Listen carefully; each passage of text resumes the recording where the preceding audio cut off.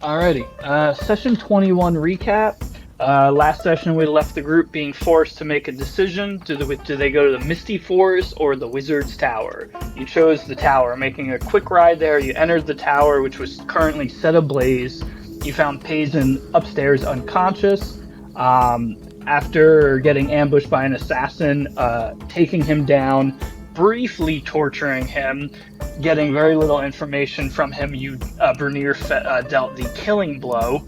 You convinced Payson to come with you back to Secomber and then make your way to the Bastion and Ullivin, where he can stay safely. You made your way back to Secomber, where you spent about 2 days crafting, training, and getting cryptic messages from your mom. With that, the sun rises on your third day in Secomber. And I will say, you guys woke up in the inn. Obviously, Jade is not here tonight.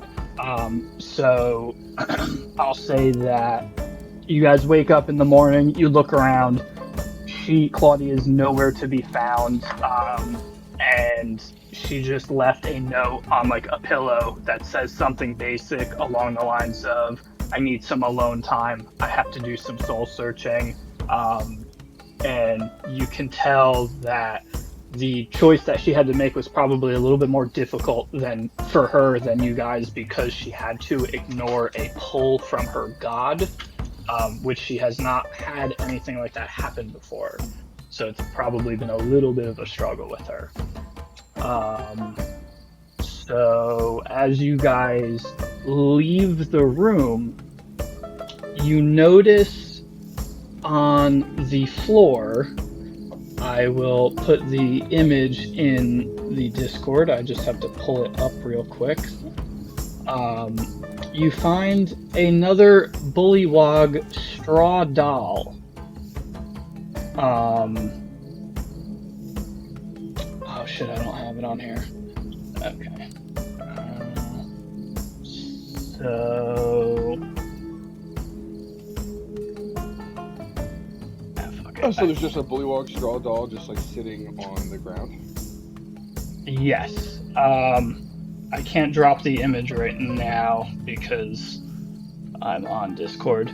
But yeah, so you open the door, you walk out, and it's that bullywog sage doll that you found before. But this time, instead of holding its staff, its head has been removed, and it is holding its head in front of you, and it has two small red rubies in the eyes. Are we all before we begin, are we all here? Not here. I'm here. I think so. I am. I'm literally in my driveway right now. I just pulled in. I was just muted. I was gonna say, I know you're loud ass driving, van. I know, my loud fucking van. Everything's rattling everywhere. But yeah, I'm walking inside right now. I heard all that stuff. Okay. Now you said we found another one, so there was one of these in the past. I like vaguely remember that. Can you like give me a reminder? Yeah. So originally, the first time you spotted this sage relic, it's like I said, it's just a straw doll, and it's a clear depiction of the bullywog sage that you had killed in the marshland. And when you first found it, you found it in one of their houses, and it was up on almost like an altar with a gold offering in front of it. Yes. And then I forget where the second time was, but you found it a second time. I think some outside of your door at Dragonspear Castle, I want to say. Yeah, it was in the castle. But I think I took the original one we found. Right, so and I didn't realize it wasn't in my pocket when it popped up. This new one, can I roll investigation on it? Sure. What are you looking for anything particular as you kind of rummage through? I mean, maybe I should roll an Arcana check. Maybe that would be more valid. You said his head is cut off? It's been removed, and he's holding it in front of him. No. Like in his hands. Wait, the doll is holding another doll in its hand? The doll is Head. holding his own head. His own head, yes. Yeah, so I wanted. Okay. I Give guess me I'll a do an second. Arcana check.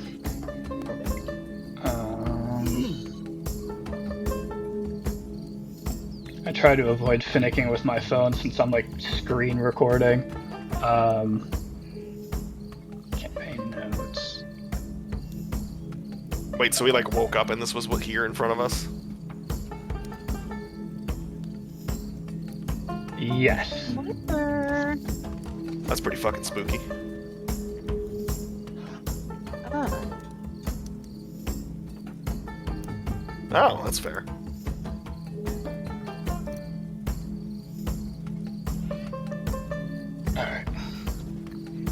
Alright. So I dropped it in the Oh, campaign notes. So that is what you see. Ah! What is that? Yeah, I want to do an Arcana check on it. Okay. Give me an Arcana check. First roll of the night. That is going to be a 14 plus 2, so it's a 16.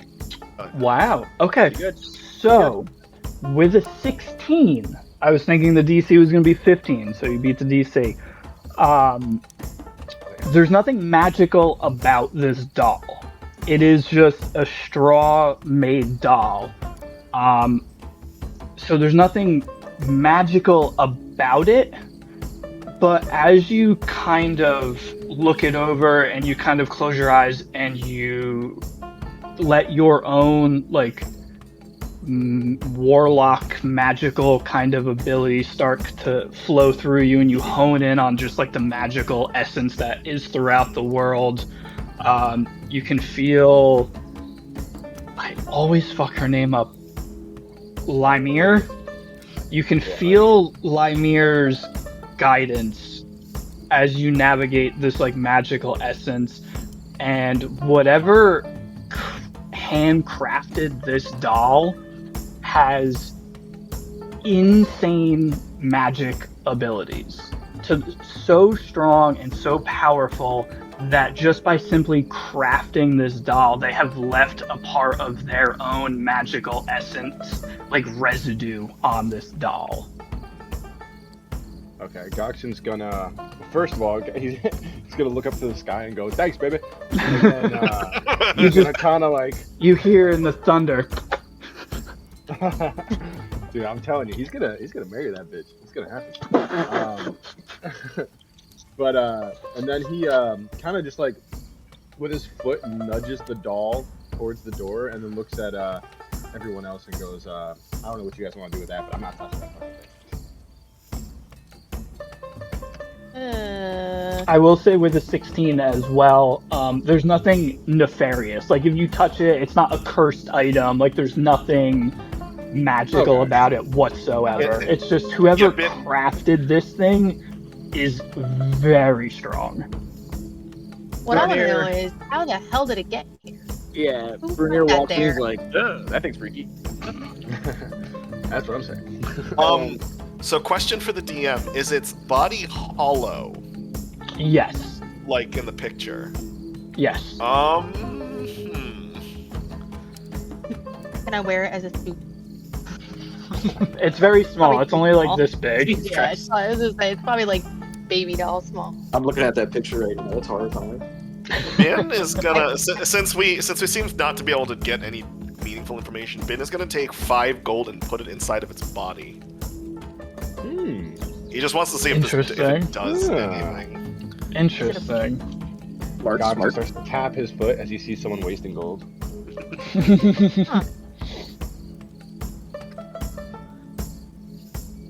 Oh, did we finish the long rest? Yeah. Yes. Okay, I have to fucking talk to the spirits and the staff again. Yes, give me a wisdom saving roll. A wisdom saving roll. Oh boy. This is outside of our door in the... 18. You're good. You're good. You Yeah, I know. Right? My luck Nice, is gonna nice. run out. My luck's gonna fuck out at the worst I possible am time. That was a waiting wonderful for roll. it. Waiting for it. we've been sitting around more, so the problem is we're going to do more long rests, so it's going to become a problem. Okay. I need to like threaten the staff into submission. I feel like Mr. Burns. I'm just like, excellent. Yes. Yeah. I know. I feel like I gotta take it over to like the blacksmith and be like, I'm gonna light you on fire if you don't stop. Okay, sorry. Yeah, Ben put some money inside the thing. I don't know. Okay. Nothing happens when you do it. Ben does not take the money back because he doesn't want to put his hand in it. Ew. Can I go to the? So this just appeared. Can I go to the? There's like an innkeeper. I'm assuming, or. Yes, the nameless innkeeper that I might have written down. I Dude, get look at that fucking picture of the fucking doll. That thing is staring into my soul right now. I get like this. spooky Pokemon. I know it. Can I get approach this. the nameless innkeeper and ask them if they saw anyone come in Put that there. that Put looked that shit there. weird? While Yeah. that's happening, I want Goxon to just kind of like throw like a blanket over him, and like even though he knows that nothing bad's gonna happen with him magically, he's still wary, so he's gonna throw a blanket over him and kind of just wrap him up and kind of throw him in his backpack, and then walk over to Can I Zip. Okay.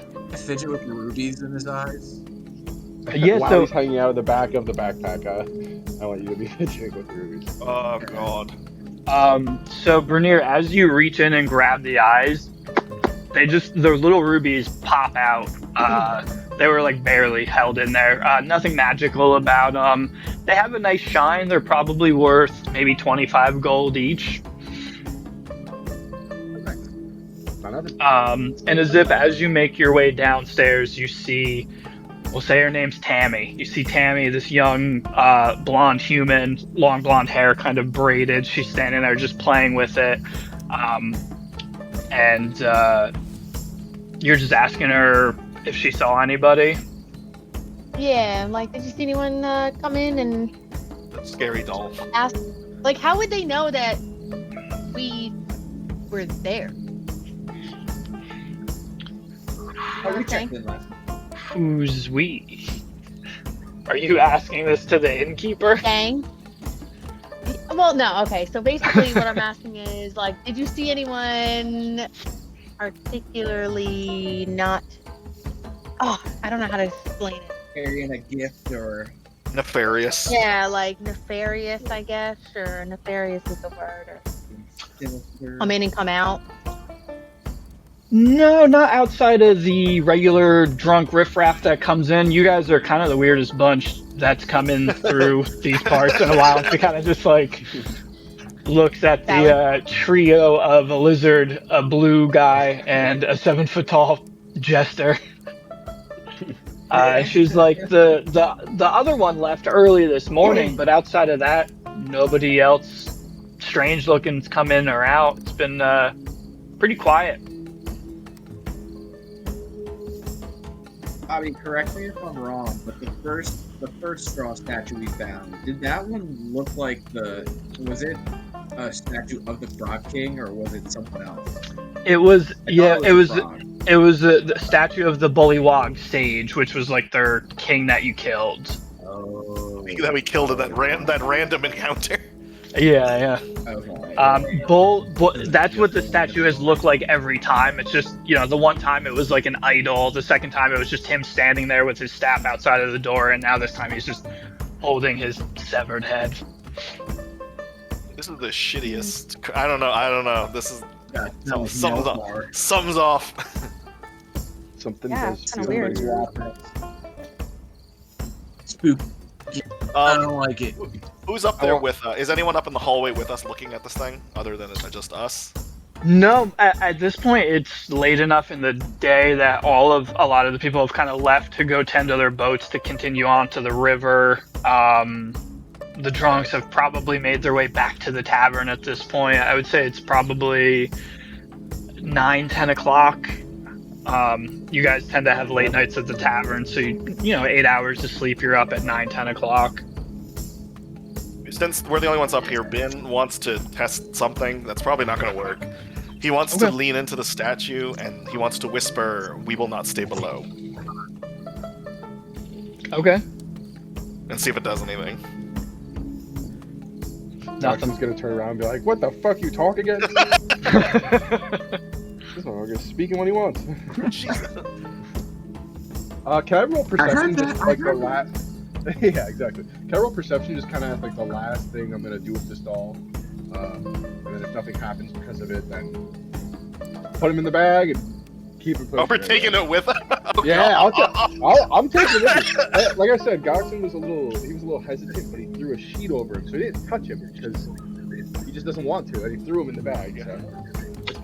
Are you doing perception or investigation? It's not gonna backfire in any way. Well, no, he feel rolled like I'm high on- on the Arcana, and I said that it is not cursed. Yeah, it's not. I know it's So not it's, cursed or anything it's like not going to that. backfire. I don't. Yeah, it don't doesn't think have I- it doesn't have to be cursed to be bad. That's the I problem. don't think I need to do an investigation. I want to do perception to see if I can see like I don't know, maybe tracks or someone in the distance or someone hiding in the rafters that are looking over us. Like clearly someone put that there. It's not Right. magical innate, but somebody made it with magic. So But somebody it's like a bomb. Like a bomb isn't cursed; it just kills you. And that's what my friends They like. It's made just it like with a magic. bomb. Maybe they- It's just You're a not wrong. magic bomb. You're not wrong, but this is a straw statue, not True. Fair Fair enough. And as long as it's not magic, I don't think it's gonna blow up.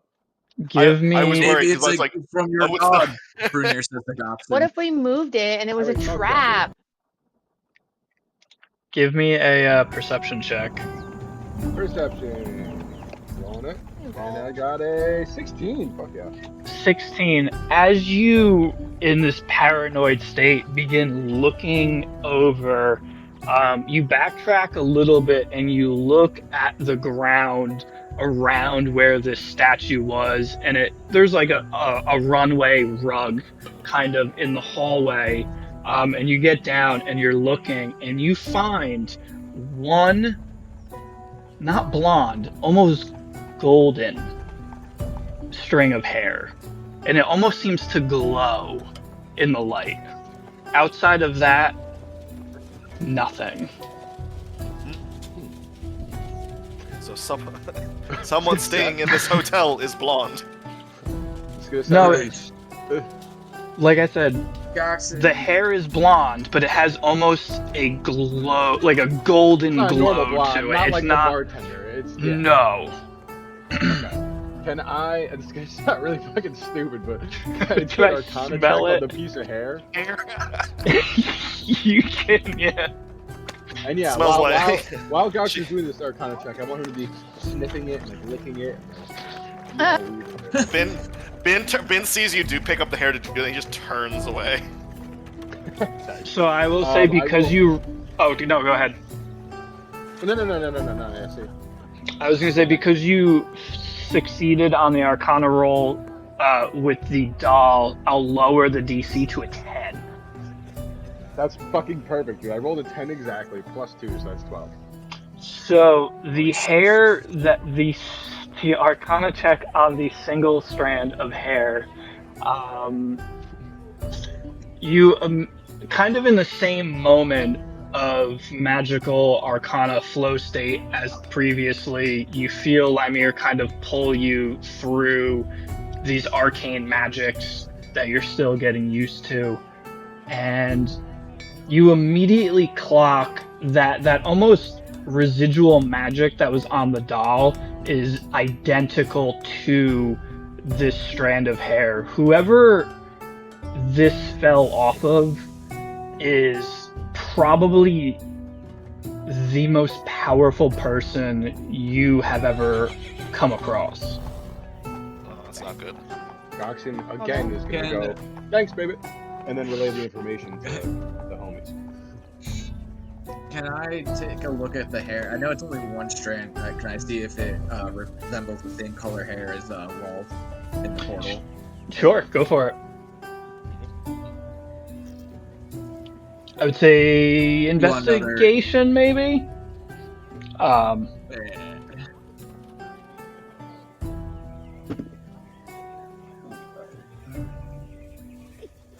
That's not great.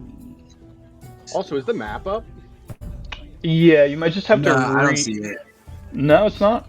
I don't see No, it. not at the moment. Let me reset. I rolled a 12 altogether. So a 12 will do it. Um, Oh, nice.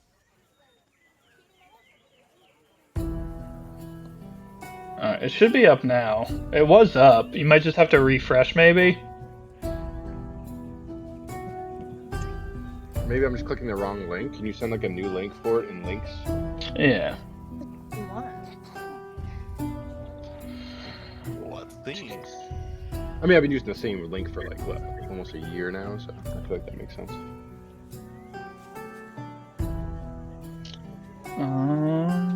It says the zip is in here. It says I'm waiting for the DM to start the game session.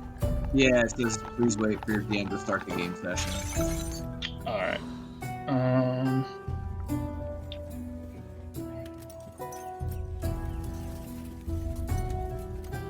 Oh, that's why I had like a connection issue. That's probably why it didn't go through. What about now? Oh, there we go. Oh, yeah. Yep. I got it. Cool. Look at this nice map. Oh, I'll check. Oh, yeah. Ta-da. Yep, there it is. So with a 12, I will say you sit back and you kind of like put it against like your skin, so it's against a darker surface, so you can kind of see a little bit more detail to it than you would just being able to hold it up, and you can see that like almost golden glow to it, and you think back to your encounter with Lost, and it was such an intense moment, and it was like it took you back, and you take a moment and kind of like recollect your thoughts and try to pick out different things from the scenery, and you focus in on her hair, and thinking back on it, her hair was almost a grayish yellow, like golden kind of thing, and that doesn't quite match the radiance that this particular strand of hair has. So it's safe to say it's not Lost. I also want Okay. Jackson Or- to hold on to it. Or a drow. It is also probably not a drow. You can rule them out in general. Mm-hmm. Okay. Well, seems like somebody has been keeping track of our travels. Clearly, There's it's not a a whole lot to go on nation of to. Nelfar. Whoever Ooh. he or she is, I'm sure he or she will reveal themselves in time. It is what it is for now. And I want Goxon to kind of put it in his pocket. As long as it's not trying to kill us. Yeah. All right, they're definitely so trying to say something though. shit. Just trying to say they're fucking watching us. Yeah, literally. Like what? They're trying to say, I know what you did. They know what we did to the fucking frog. We should take the freaking. I was gonna say we should take the doll and just show it to the frogs. Do you think they'd have any? No, they can't. Do we have to speak with animal anywhere? Wait, I don't I have to do. speak with animals. Jeremy does. I mean, Okay. Goxon does. Goxon does, yeah. Are you asking Goxon to do that? Maybe. Is that a bad idea? Is that stupid?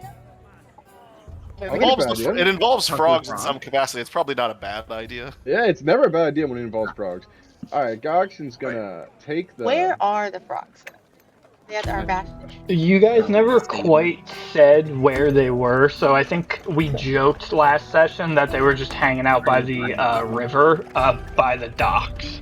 Probably, yeah. Oh, like okay, eating yeah. They're flies just and sitting shit. in the water. They're just sitting in the water. Yeah. Doing just that stretched out thing. All right, yeah, fair enough. So that's a good idea.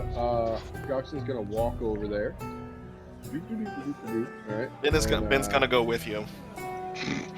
And I'm gonna cast Animal Speak or Speak with Animal, whatever. And, Ben is gonna go with you and then realize he doesn't have speak with animal, so he doesn't know what anyone is saying. Goxon just sitting there going, Yeah. And Ben's looking between both of you. Yeah, he's gonna take the doll out, Pretty out of his backpack, and ask the frog, "Hey, do you know anything about this, or where this came from?" He's asking Bingus, of course. So as you approach Bingus, Bingo. As you approach Bingus, you see him kind of like laying there, but he's like kind of distracted by a fly or like some type of like mosquito that he's trying to catch. They're animals, man. They're not the smartest things in the world. Yeah. And you Right. walk up, you ask him, and he kind of like looks at you, and he's like, looks at it, and he's like, I have no idea. God damn it. The cock's just gonna go, yeah, I figured as much. Enjoy the flies. Just gonna You see walk he's back. kind of just like back to his thing. He's like, the other um, ones are all just kind of like floating, tied up to like dock posts, waiting in the river. Yeah, all Oh, Ben we saw was Goxon ask one question, throw his fucking hands up, and walk away. After all that, It's funny. I think when you cast like speak with animals, like I think Jeremy sounds like he's like talking frog. And Yeah. Frog is responding. yeah, he makes a ribbit. He makes a Yeah, ribbit you noises. just Is hear, really like, upset. Yeah, you hear a bunch of ribbits and croaks to each other, and then you hear like one other ribbit, and then Goxon just throwing up his arms. The entire conversation was like at least like 30 seconds. This is a completely Yeah. inanimate object, correct? It's just exuding magic. It's not that it's exuding magic; it's Ah, that so- whoever Crafted it. weaved it is exceptionally powerful. But the doll itself, outside of The doll getting itself- 50 gold was worth like- of rubies, it's not really much of anything. From everything we've seen so Yeah. far, from asking the questions we have, the person who put it there is no longer there. The doll doesn't do anything in itself. I think it's supposed to just be a message, and then also we know the person that is watching us replacing these dolls has very golden blonde hair. Goxon's gonna say that to everyone, and then be like, "All right, guys, what do you guys want to do with the day? Because I feel like we've been here for a long time."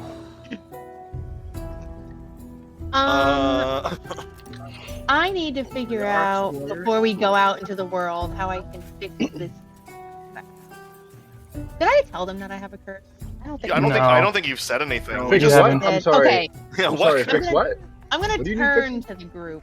I'm gonna Oh. turn to the group. I'm gonna say, does So anyone? I have a secret to tell you guys. Anyone? I guess I should ask. Does anyone know where I can go and get a curse lifted off my chest? Soul. Well, I'm gonna be see, real yeah. Are serious. you Like, asking this hypothetically, or I know a lot about Uh, having curses, but not about getting rid of them. So. Ben does the sign of the cross on him when he hears the word I have a curse. maybe I should go to a church or something. are you asking for yourself or for a friend? Oh, you know, for a friend. Oh yeah, which one?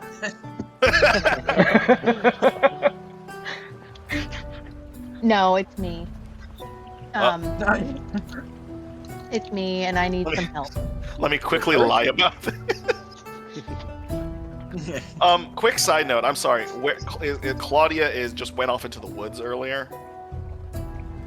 Yeah, I feel like left a note. I don't know if you noticed, but Jade isn't here right now, so yeah, she just went to do. Oh, that's Claudia went to do some soul searching. I figured just so No, that way we. that's don't fine. have- I just wanted to know. I was like, is Claudia just like I thought I wasn't sure she was just in the tavern though. I just wanted. That's fine.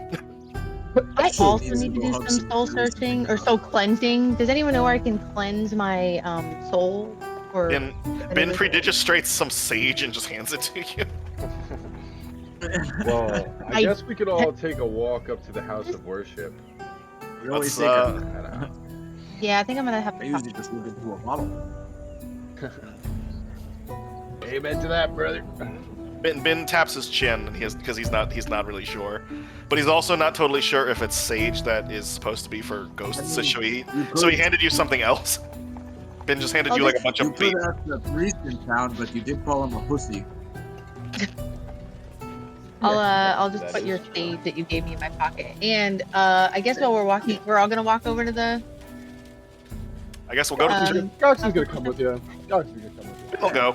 Ben didn't have anything planned today other than shopping. Okay, so on the way over there, I'm gonna explain to them what happened. Oh God. Sorry, guys, my balls. I am not. That was not in character. I'm gonna go and tell them about what happened. What Is that happened the sun? when? Is that the What the heck was that guy's name? The bone No. daddy. The bone. Nelfar. The Nelfar? Bone Daddy. Nelfar. I'm But gonna changing- explain to them what happened when I'm changing we his murdered name now. Shit. I've only named him Bone Daddy or Dark Bone Daddy in my notes. This is how- Dark I hope Bone that- Daddy. Hard bone down. I hope that a Zip cannot explain what happened. Like she just knows the name. This guy, the skeleton. Yeah, the skeleton.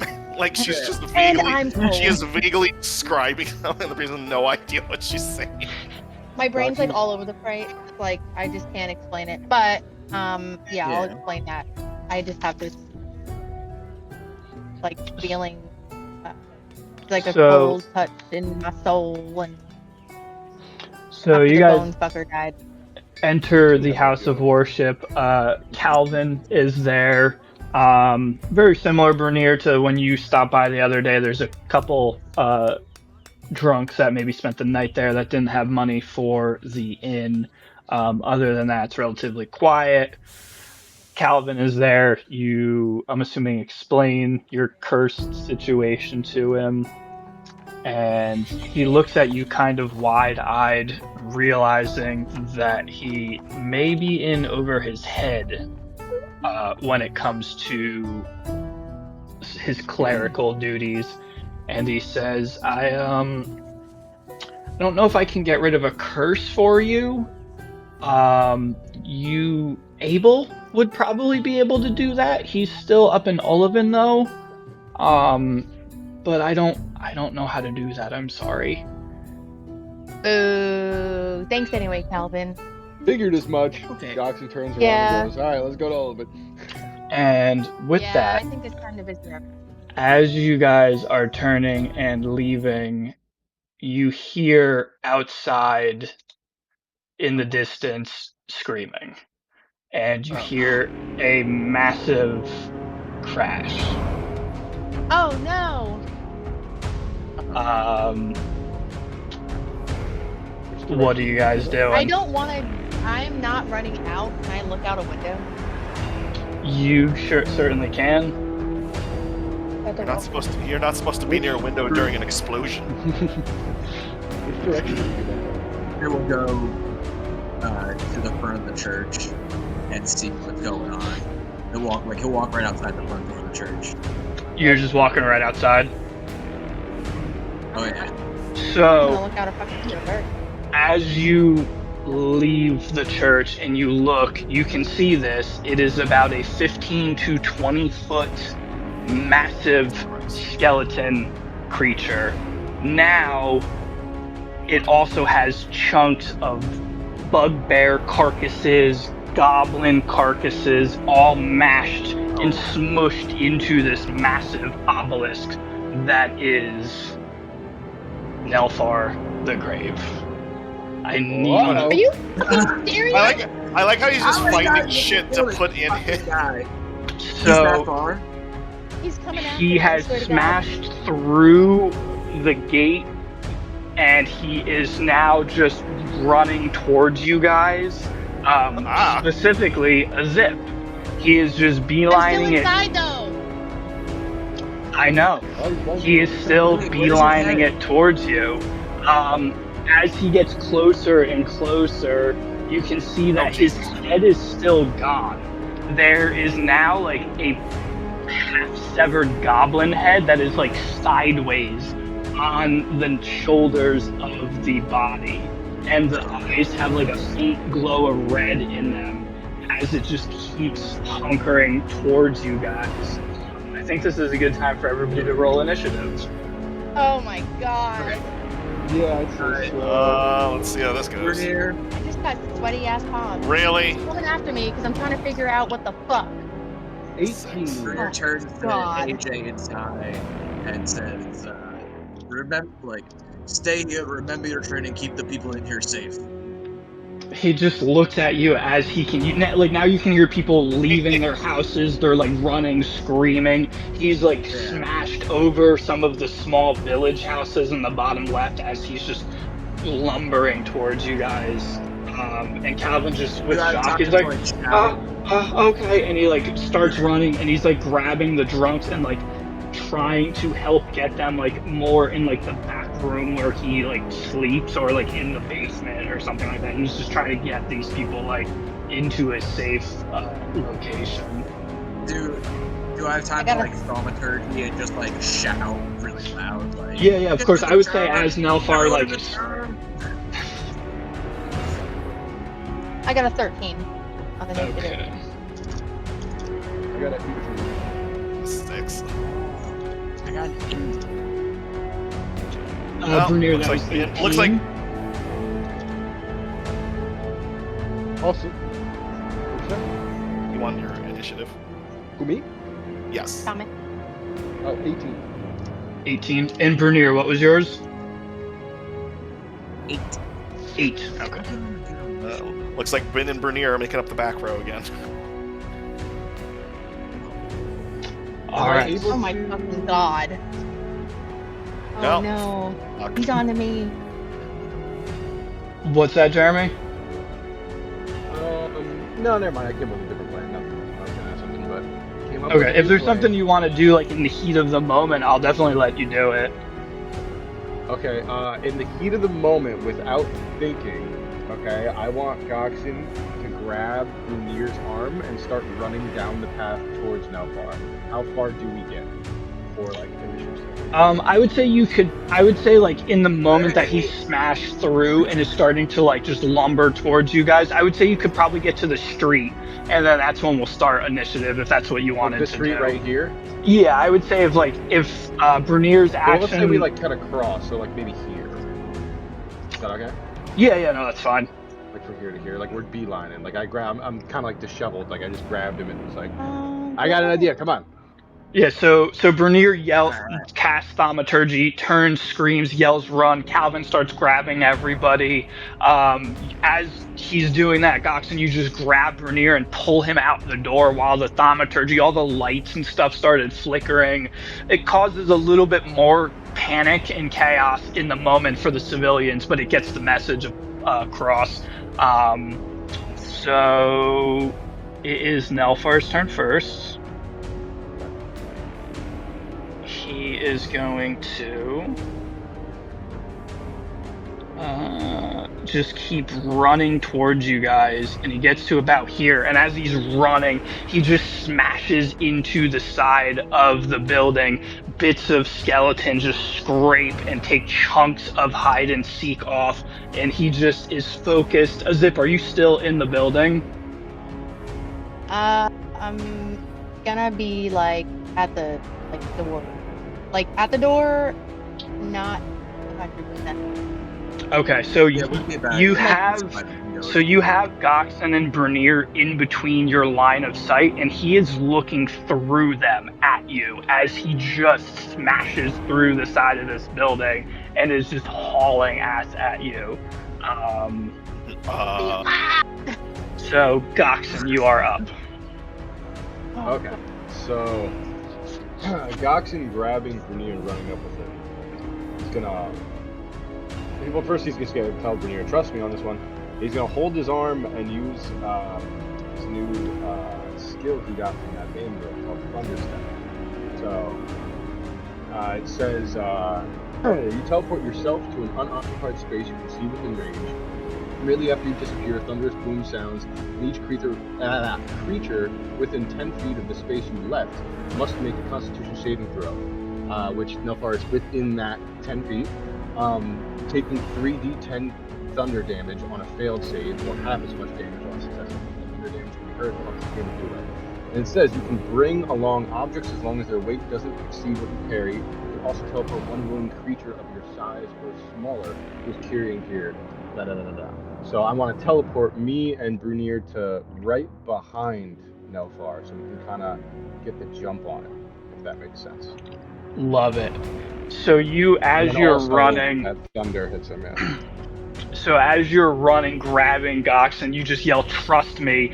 Your amulet glows with a huge flash of light, and out of nowhere, there's no clouds in the sky. You hear this thunder just echo through the town, and you and Bernier disappear, reappear behind him with a second crash of thunder.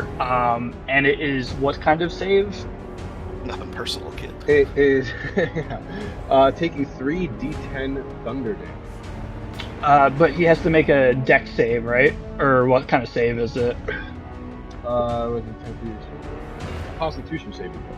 Constitution saving throw? That's... Unfortunately, this is not very good. He has very high con, and I rolled an 18, so that will bring it to a 23.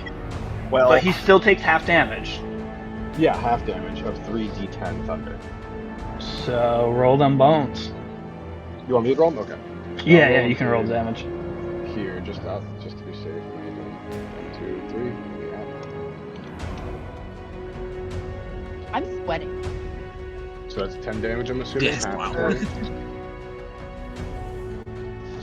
And that was all 3 of your rolls simultaneous?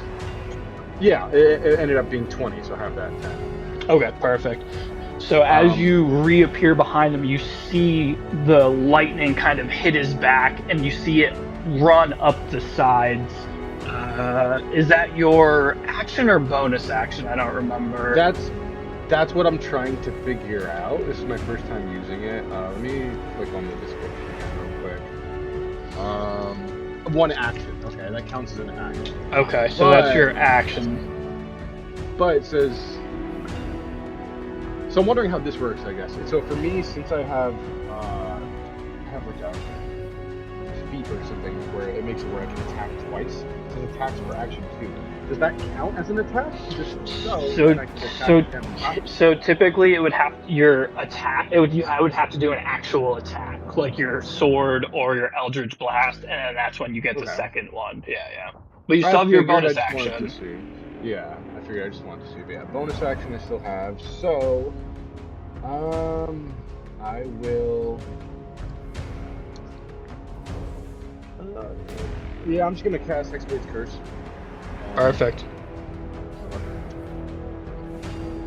So he How much is. damage did he take from the Constitution save? He took 10. Okay. I like that amulet. I like that amulet. Thunderstep is it's like Misty Step, but with a set of balls on it. Exactly. Yeah. Exactly. Misty Right. Step on fucking steroids. All right, is that your turn? Yeah. Perfect. All right, a zip in the doorway, eyes locked with the devil himself. What are you doing? I'm gonna just fucking.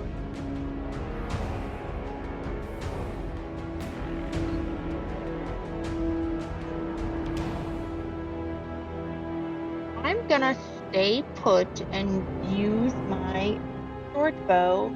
I'm gonna use steady aim on it, so I'm not gonna. Okay, so you have advantage on your attack, and he is currently engaged with your ally, so you do get sneak attack.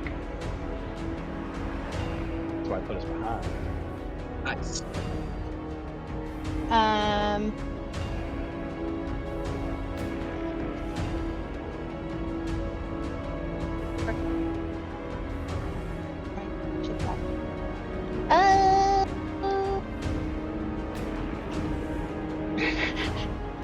Does an 8 hit him? Did you roll with advantage? Oh wait, no, I didn't. Hold on, sorry, I forgot about that. Yeah, you're set. You did announce the steady aim, so. Yeah, that's true.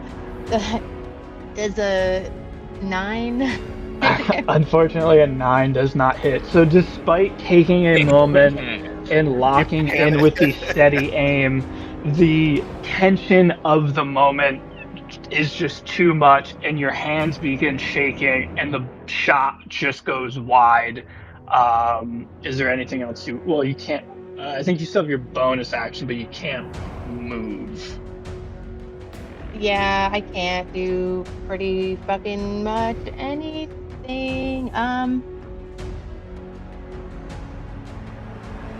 Anything. You hide. I'm too. No, I can't because I used steady aim. I can. Well, actually. Yeah, no, I forgot. Steady Yeah, aim is no, your bonus, so yeah, it's that's my your action, bonus. your bonus action, and your movement. That's it. So Bernier, it is your turn. I'm assuming you're raging. Put him where it hurts. Rage. And then I'm gonna try out this fancy new speed here. pulling that out, and I'm just lunging that thing right at him, Nice. recklessly.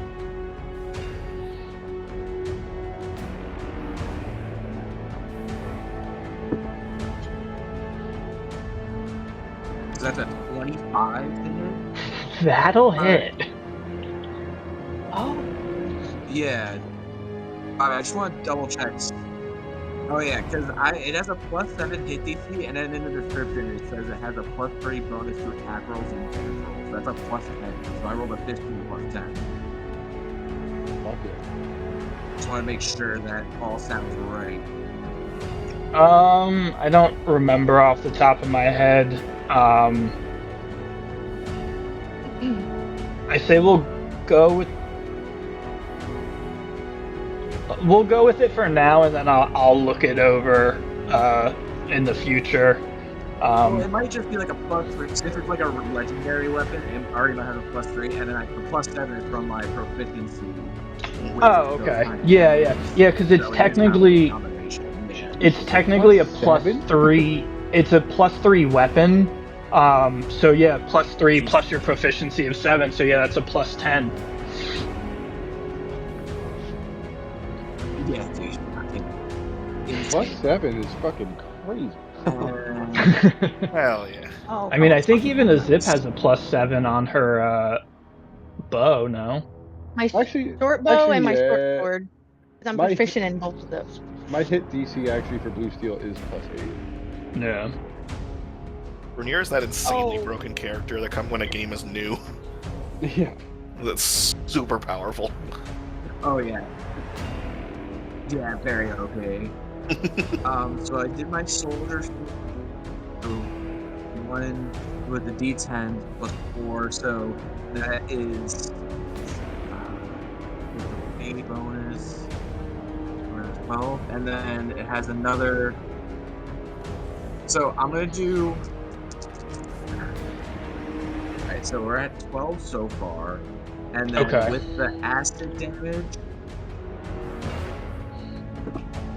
Oh shit, let's go. That's 6, so that's 18. And then I'm gonna roll for my elemental cleaver too.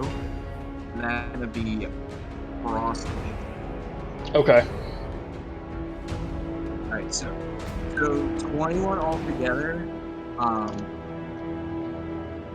don't know if he has weaknesses or any like resistances to frost or acid.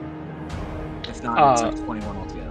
21 altogether. So as you, for your first attack, slam this spear into his side, ice comes up the top, it slams into his back. You see him wince for a moment, and on the butt end of the spear, that green emerald, it begins to glow, and you can see the acid kind of dripping out of the wound. He took the full damage. Fuck yeah. You should have stayed dead, you motherfucker.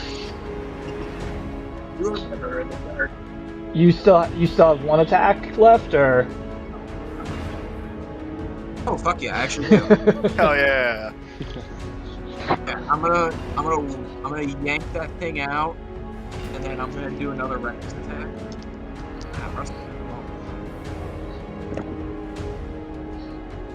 Dude, I'm getting That's crazy a rolls. 23. 23 will hit. That'll definitely. Fuck yeah. Fucking spear that never misses. It's a legendary weapon for a reason. Okay, so. Oh, yeah. I know. Oh yeah. Okay, so that's 9 to start, Okay. and then. Oh fuck. And then it's a great weapon too, right? I think we talked about this. I think technically it is a great weapon, yeah. It's just too kind of heavy. Alright, so that's actually going to be 11.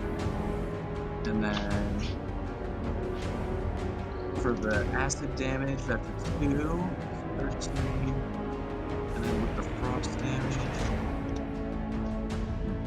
that's not 3. So 16 damage altogether.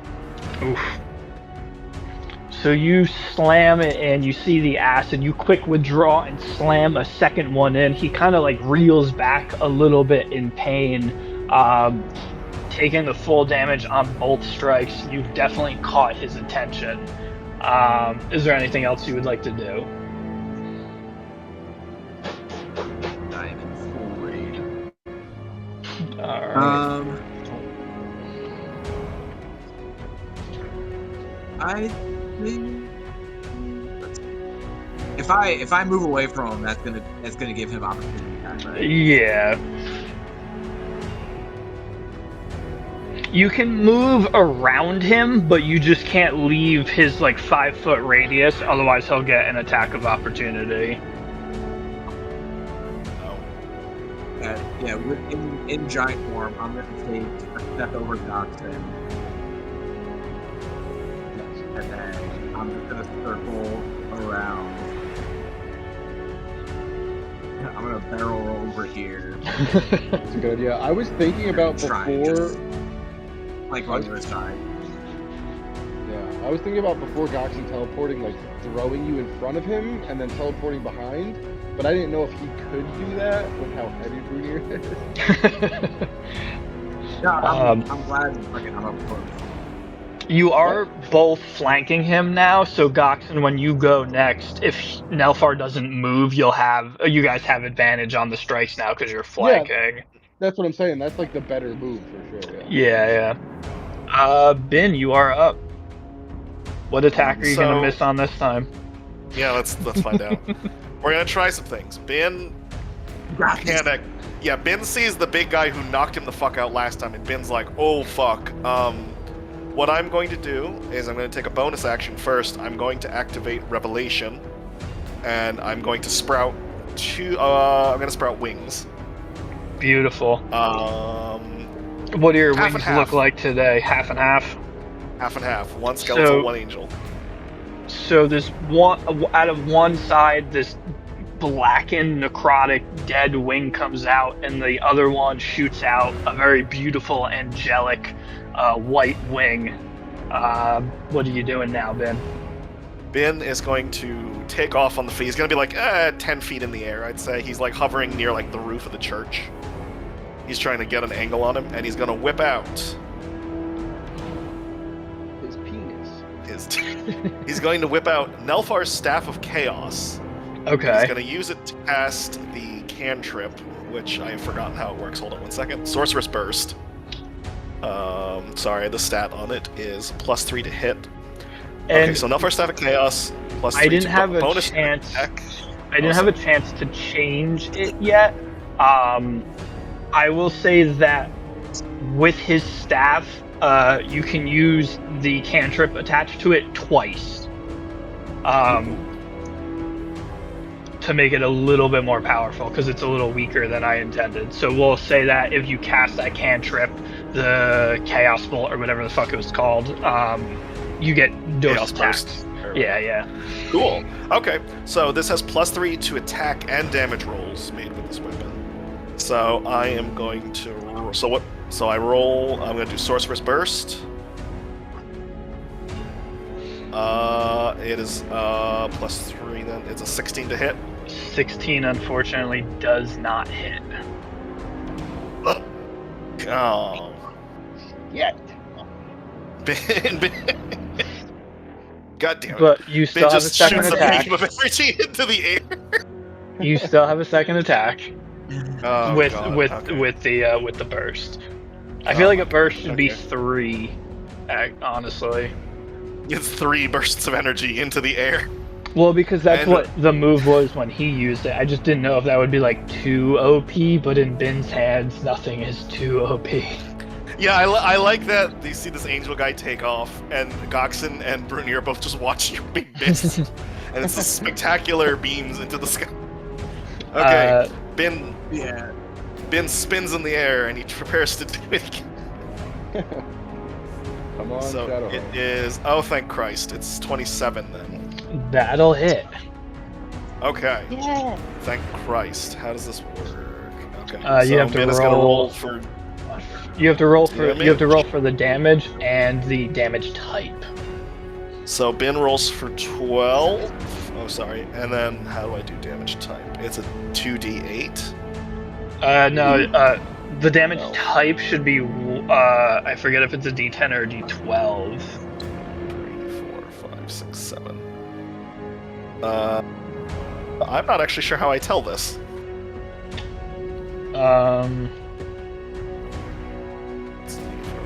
Cast. Yep. On hit, the target takes 1d of a type you choose. So it's random. So it's a D10. Oh, it's supposed to. So roll a Okay. D10 for me. I have the damage types up. Okay, sorry. I'm like looking at. I'm like, I don't know. They're definitely on there because I sat and typed it all up. Whoops. A 5. So as you hurl the second one and it crashes into him, it's this giant beam of lightning, and it hits him and shoots towards him, and he takes the full 12 damage. Oh my God, so there's a bonus because I'm doing Revelation. I get to add 3. I get to add my proficiency bonus to the Actually, wait a second. Hold on. Sorry, the damage is spread across 3 different stats now. So the staff is +3. Is also +3. Because it's a +3 to attack and damage. So it's 15, and then because I'm in Revelation, I get my proficiency bonus as damage. So it's fucking 18. 18 total. Thank God. Yes, thank God. Something hit. Good job. Okay, because I put the 12 in already. So is the 18? So it was a 12. It was as the initial roll, but a 12, the staff a has 3, and then what was your proficiency addition? My proficiency is another 3. Okay, perfect. I just So want to make that'd sure be I 18. tallied all that up. No, that's All fine. right. I was like, I'm trying to track it across 3 different things. I'm like, All right. So that is your action. Would you like to do anything? Or your revelation was a bonus action, I'm assuming. yes. Okay. Yeah, Ben shoots this crazy movement? beam and almost. No, but he almost flings himself out of the air because he's not expecting the recoil. He didn't expect a magic staff to have recoil. Beautiful. All right. Nelfar, getting pieced up, is going to turn towards Brunir, and he is going to make 2 attacks on him. I'm assuming a 20 hits, and that is a 20? dirty 20. So a dirty 20 and a 14. Okay.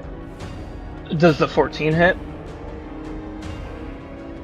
Yeah, 14 is exactly what my level class is. Okay.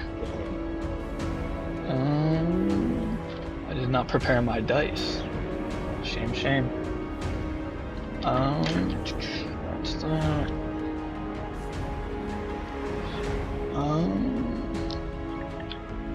I think Alright, I have something we can use if we beat him to make him stop doing this. Because we have those dimensional shackles. So you take, as a huge chunk of his body, like these bones and now bits of goblin and bugbear, kind of swing out and smash into you. First, you take 6 bludgeoning damage, so halved because you're raging. So that's 3 bludgeoning damage, and then you take. Okay.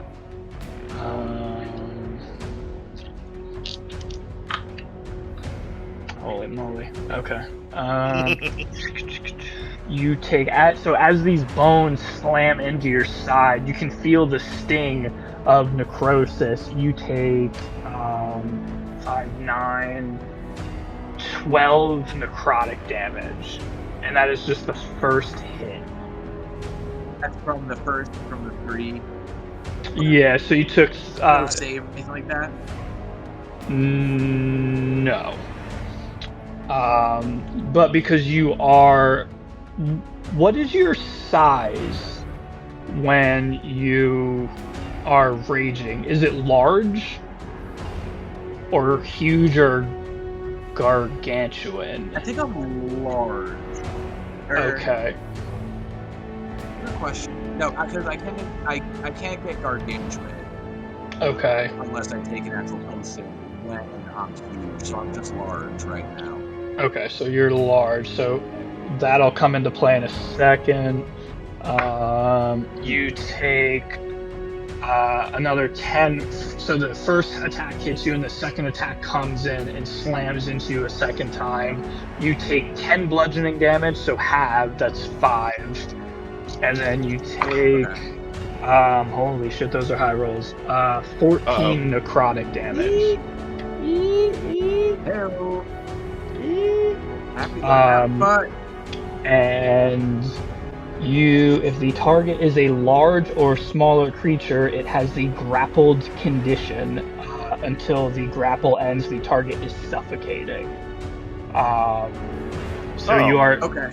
So you currently have like all these bones wrapped around you, like chunks of bugbear smashing into your face. I'm assuming because it's to escape. It doesn't say anything about a saving throw. I'll say, because it doesn't say like you have to do anything to avoid it. We'll say at the top of your turn, we'll see if you get out of it, and then we'll go from there. Okay, and am I technically suffocating? You are technically suffocating, but I don't think that's going to be an issue for too long. Okay, but I don't take any damage right now from that? No, you don't take any damage from that at the moment. But you are currently grappled, so your speed is 0. Okay. And that's pretty much it. That is the end of his turn. Goxen, you are up. Oh shit. I'll try and heal you on my turn. Yeah. We really feel Claudia missing here. Yeah. How much health are you at?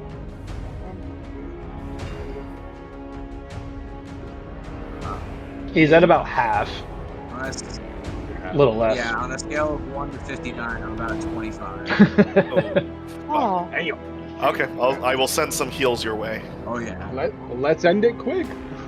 Alright, so Doxy's gonna attack with his blue steel, but he's also going to use his Eldritch Smite for his first attack. Roll for hit DC, doing it all in the app just to make it easy. You gotta be kidding. Does 11 hit? 11 does not hit, I'm sorry. First hit does not hit, so second attack. Slides between the ribs. Are you kidding me? 12! So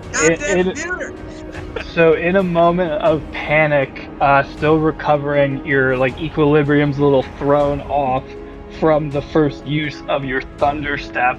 You summon your blue steel and you take 2 big swings, and you're kind of lost in this massive figure of bone and organ, and you seem to just not really cut through anything significant. Is there anything else you would like to do with your turn? Does the hex roll with your real attacks dice? or just your damage? I think it's damage. What'd you say? Alright. What'd you say? No, like, does the hex add on to your attack rolls? I guess I would figure it's... No. Yeah, it's just a +3 to my damage roll, and then I can crit on a 19 and a 20 instead of a 20, and then if he dies, I gain 10 HP. That's it. It's just like a nice. Oh, that's cool. Okay. Yeah. Alright. So I know Nelfar is pretty big. Can I see through here? Or is he I would lost say flesh? the wall of flesh is made mostly of bone. Remember, it's like this massive bone naga with him at the base. So despite there being a lot of new additions of flesh, you can see that he has been currently wrapped up in a lot of this like viscera. So even though you can't see him, you know he's not in good shape at the moment. But I know where he is. Like, am I able to kind of like lob a health potion up and over to him? You know what I mean? So he is currently grappled. So in theory, he would be able to catch it. Well, Baldur's Gate 3 rules, like, just like break it on him and magically heal it to him, you know what I mean? Like, that's what I was thinking. Just like, ha! I would say if you rolled If you rolled an athletics check of an 18 or higher, I would say that it lands directly in his mouth. Let's do it, baby. We're doing it. No, dude, it ain't working. We're doing it. It's my bonus action. It's my bonus action. It's not the biggest deal. All right, we're doing Okay, it. it's Like, just a normal. It's just a normal potion of healing. It's nothing crazy. Yeah, that's all. It's nothing crazy. It's normal potion. All right, I rolled a. I'm not making this up. An 18 plus 2. All right. I'm not making it up at all. You guys saw it. So you, like a World War II vet, you pop the cork off this potion and you hurl it, and it spins in the air fast enough that all of the liquid remains inside, and it's able to go through like the ribs of the bone naga. And there's just a brief moment as the arms are kind of rising around his face, emerges, and he goes to take a huge gasp of air because he's currently suffocating, and it right into his mouth, and he just starts chugging it. It is technically a bonus action. So Yeah. It's bonus action. it will be the potion healing, the dice roll, not the full effect of the potion. So roll the healing dice for it. Which, let's see, for a normal healing potion, 2d4 plus 2, I'm going to do it in the app just to make it fun. Originally, I was going to say it was going to be a DC of 20, which you also nailed, so... So that's 5. That's 5 health. 5. Let's go, though, yeah. I technically got Oh yeah. 5 health, it's not That was nothing. pretty good. Alright. I'm going good on some things today. Not hitting, though. Yeah. Also, since my turn just ended, I just want to say, I just have to run outside real quick, but I'll still be able to hear you, so I'm just going to mute myself. If you need me, I'll unmute and say whatever, but Oh, you're good. Alright. A Zip quaking in your boots, still eyes locked on Nelfar. What you doing? Because I just want to hit him. I want him to go away. I'm gonna steady aim my short bow. Alright, so remember, steady aim is you have advantage, so roll twice and take the higher.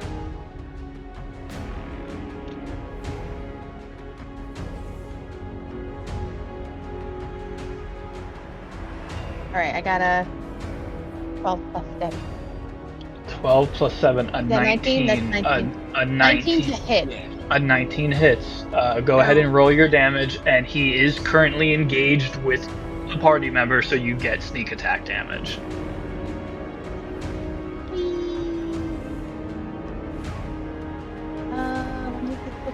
So that's 6 damage.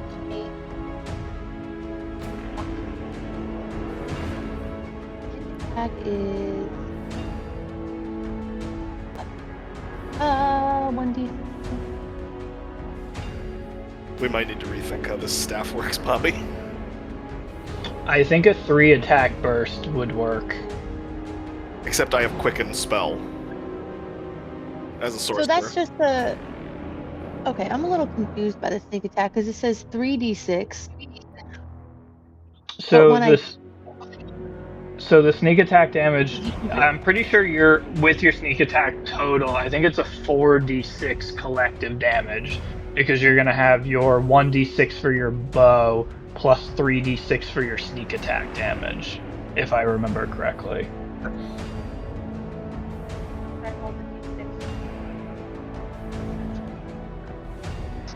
Oh shit! I just fucking dropped my. I gotta fucking. Damn it! My hand. I'm honestly sweating right now because I'm. So, yep. So your short bow. So your short bow damage is a 1d6 plus 4, and then your sneak attack damage. Where did that go? Your sneak attack damage is a 3d6. So your damage together should be 4d6 plus, what did I say? Plus 4. That's it.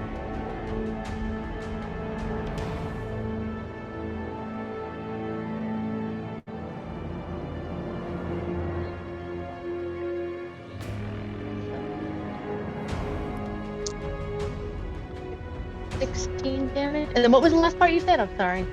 So it's your damage with sneak attack. It should be 4d6 plus 4.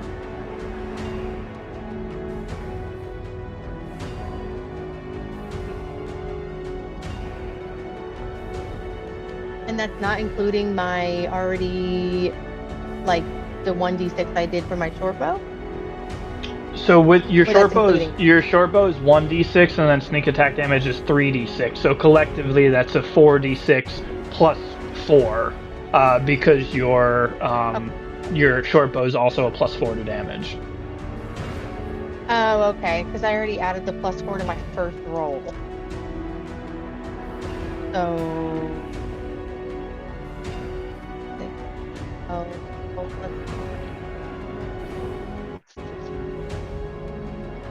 so 16. 16. All right, 16 damage. And with that, so you Alright. lock in, hands shaking, you take your steady aim, you take a deep breath, and you let it fire, and it flies through the air, and it catches him right in the jaw of that crooked goblin head sitting on top of his shoulders, and you just see blood begin dripping down his mouth. You guys put some hefty damage in this dude. He is bloodied? Question mark. You took a good chunk out of him. I can't math right now, but you're beating him up. And we are up to Brunier. Word. Alright, Emma, so what's the deal here with this grapple? Am I doing a strength saving throw? So give me... Or do I have to do it like the end of my turn?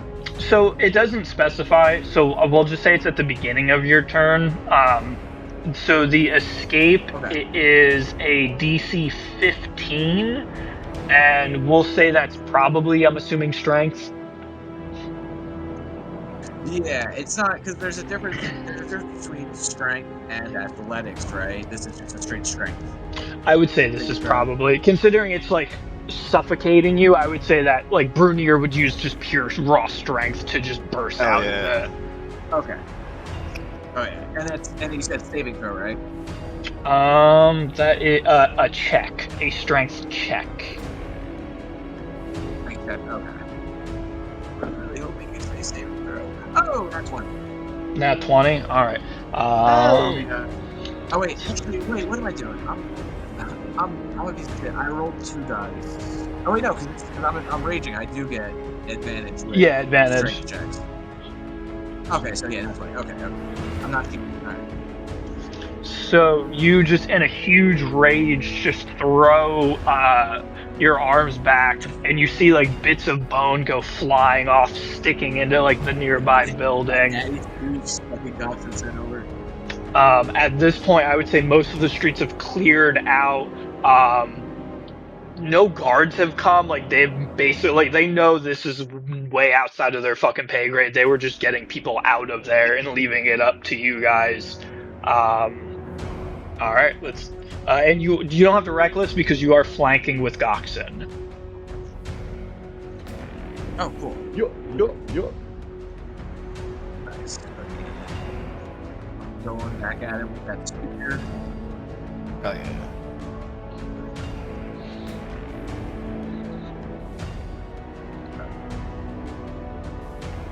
29. Oh, that'll fucking hit for sure.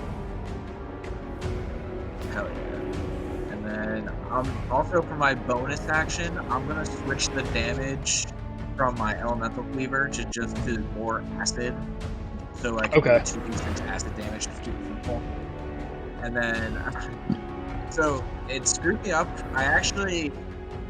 So it's a +3 for my great weapon, not +2. It goes with my proficiency. It was +2 when I first got the feat, but since then, from leveling up, my proficiency's gone up, so it's actually +9. But I got all the math down. I wrote it down just to keep track.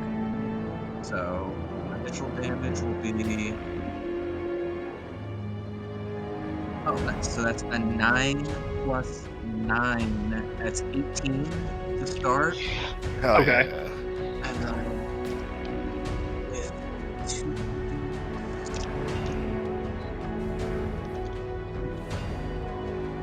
999. Let's go. So yeah. So that's 9. Yeah. So another 9. That's 27 damage. 27 damage. Holy shit. All right. Fuck this guy. I fucking rolled a 9 with 2d6 to a 4 out of 5. God damn. All right. So just chipping away, you slam the spear in again. Same thing. That emerald lights up and acid just begins pouring into it. Now the spear itself is beginning to just glow with this acidic green from your elemental cleaver ability. I'm assuming you're attacking again. Oh yeah, and I just want to let you know, before canon effects, because I'm attuned to this thing, I'm spinning it around like I'm fucking Oberyn Martell. I'm fucking slicing and dicing with this thing. That is the best possible weapon we could have given you. I know. Yeah. Another. So we're still rolling with advantage. That's Yep. 29. 29 will hit. Holy shit. Hell yeah. Oh yeah. And Wow. I'm rolling 2d20s at the same time, and so far it's actually working out. So nice. Actually having a couple different. 5. I'm gonna do my soldier feat to reroll that. Nice. Let's go. Fucking 9 again. So that's 18.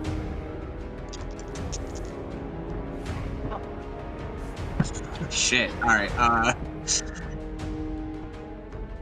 18 plus 11. 29. Yeah, so that's 29.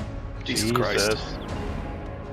All right. I think I gotta rethink my future encounters. Holy shit. No, you don't. No, you don't. You'll be fine. Everyone needs an additional 50 health just from the get-go. So yeah, this you thing just is fucking- you just dive into them, pull back, and you swing again. As you swing, you see chunks of those newly absorbed bits of bugbear and goblin just get severed off and go flying, and some of it like just smacks against the wall of that house and it's just covered. Is that your turn? And some of it's just like disintegrating from the acid damage and shit like that. Yeah, little bits of holes are now forming on the house from the acid. Yeah. Ben, your turn, and then Nalfar is Well- up next. So I have a question. So I was reviewing my sorcerer skills, and I forgot I picked up a quicken spell. Okay. And it says, when you cast a spell with a casting time of an action, which the cantrip is, you can spend 2 sorcery points to change the casting time into a bonus action for this casting, which means that you can do it twice. Okay. And my question is, because I know you were talking about burst 3, but that would turn into like 6 bursts, and that seems like a lot. That sounds like a lot. So how do you want me to do that? We'll stick with 2 for now. I think 2 is good because Okay. everybody else has 2 attacks, so by using the staff, you Okay. also get 2 attacks. I was gonna say like 6 attacks. 6 attacks in a row seems a little much. Okay. Yeah, well, I mean, it's I don't basic. know. It's basically a different version of magic missile. Yeah. You know what I mean? Like the only because originally I was gonna give this magic missile, but I was like, magic missile is always a guaranteed hit, so that's why I was thinking 3. We'll stick with 2 for now, just because, like I said, everybody else generally has 2 attacks. Okay. And then we can always go from there. So Ben, I feel like this guy's on his last leg, so I guess I want to hit him first, and then I'll do meta magic if he's still alive. So I will say that he is bloodied, but he's He's not dead. okay. Fine. So you can see chunks of the body I would say you can see that chunks of like the goblin and bugbear have pretty much been chipped away, but that's the main structure of the bone naga is still intact. You can see Nelfar himself has got like an arrow in that like crooked jaw sitting on his shoulders. The goblin head. The goblin head. Well- But he is very much so alive. And if you remember originally your first encounter with him, he was a beefy guy, and he's even bigger than he was the first time you met him. So Well, take that out how you may. Okay. So Ben is gonna line up with the staff again, and he's going to use Sorcerous Burst. So it's +3. It's whatever this is +3. So it would be 14. 14 plus 3. No, it's a 14. Oh yeah, sorry, 14 plus, so 17. A 17 just hits. Okay. So it's a D10 to determine type. Yeah. Yes. I'm sorry. Like when I look at the list, I don't understand how the list is arranged. There should be a number next to each damage type, and that's the number that you have to roll to get that damage type. So it just says like, 2d8 poison. It says 2d8 frost, 2d8 fire. I'll have to relook at that because that doesn't sound right. Okay. Roll whatever the damage is, and then roll a d10, and I'll tell you the damage type. Okay, sorry. This is gonna be a long fucker. Okay, what is the damage? The damage is 2d8, 7 for the first one. 7. Okay. I'm writing it down physically with a pen because I'm like I can't remember all of this. That's fine. I'm gonna write down the damage types. Yeah, this is some real D&D. I fucking this shit. Okay. On the D10, the D10 is a 10. Okay. 1 second. I keep switching back and forth. My tablet hates it. No, I realize I'm gonna like. Oh my god, I'm gonna have to do this 4 fucking times. We'll just if you want. Sorry for grinding the action to a halt, everyone. We'll say that we'll just stick with radiant damage. So a 10 is radiant damage. We'll just say all of the bursts at the moment are radiant damage until because he'll take full damage on radiant. Okay, so we're just gonna say radiant for the time being. Yeah. Okay, so that was 7 radiant plus the proficiency bonus, which is 3, so that's 10 for 1. So 1 is 10. Then I'm going to do it again, because it's the second burst. That would be 19 to hit. 19 hits? Yep, okay, damage is 10, so that's on the second burst, it's 13 damage. Okay, so we're at 23 total. Okay, Ben is going to activate his.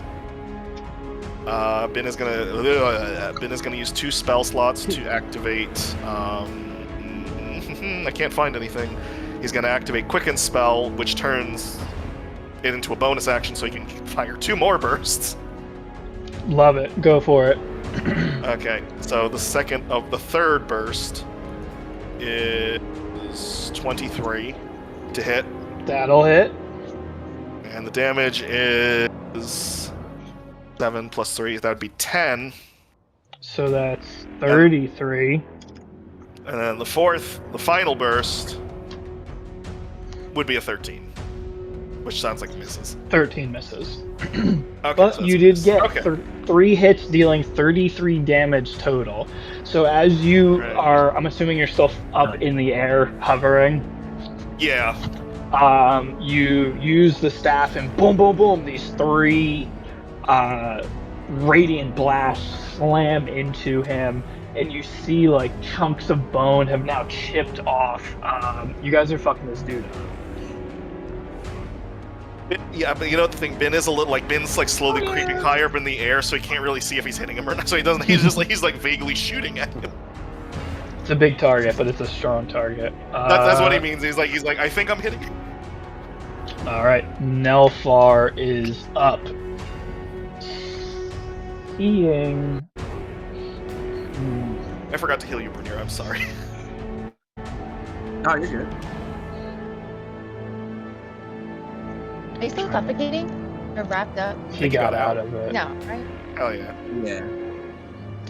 Seeing that his target is in the distance and he's taking significant damage from these 2 targets, I think he's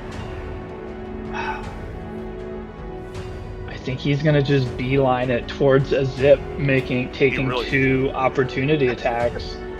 He really fucking hates you. So Brunier and Goxen give me opportunity attacks. So what do I?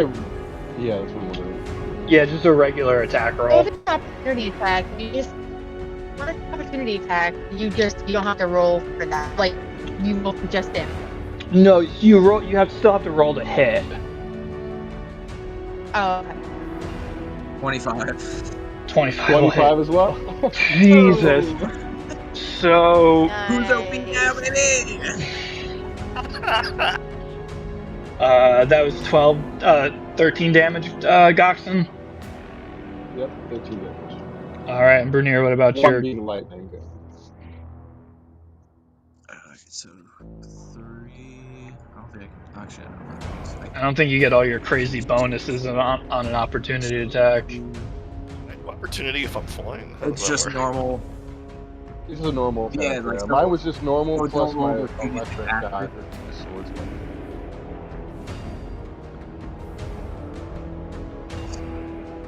So that would be 8 with just the weapon damage. I don't know. Should I not roll the acid?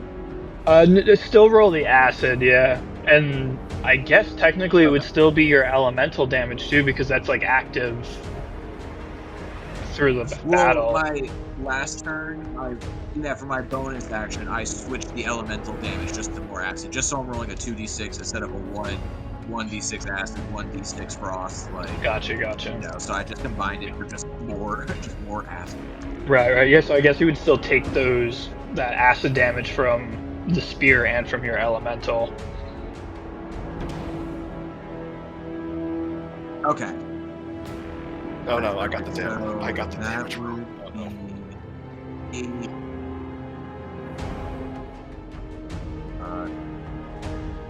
17 damage. 17. All right. So as he just kind of like wedges between you, giving up on the targets that have pinched him, you guys swing and take huge chunks out of him. Now, like, the skeletons are gone. It's just Nelfar and this bone naga, and it just beelines it towards a Zip who's still standing in the door. He smashes like into the building, looks down at a Zip, eyes glow red. This black smoke pours out of his mouth. You feel that curse inside of you swell up. The hairs on the back of your neck begin to stand.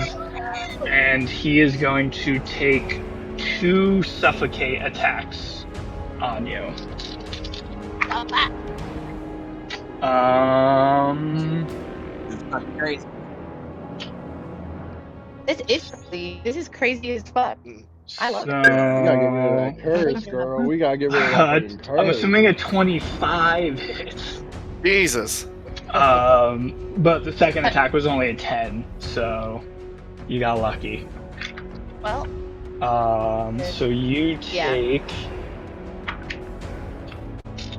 So as he slams and looks down at you, he throws like one attack and it misses you and it smashes through one of the windows. You can hear the civilians inside screaming.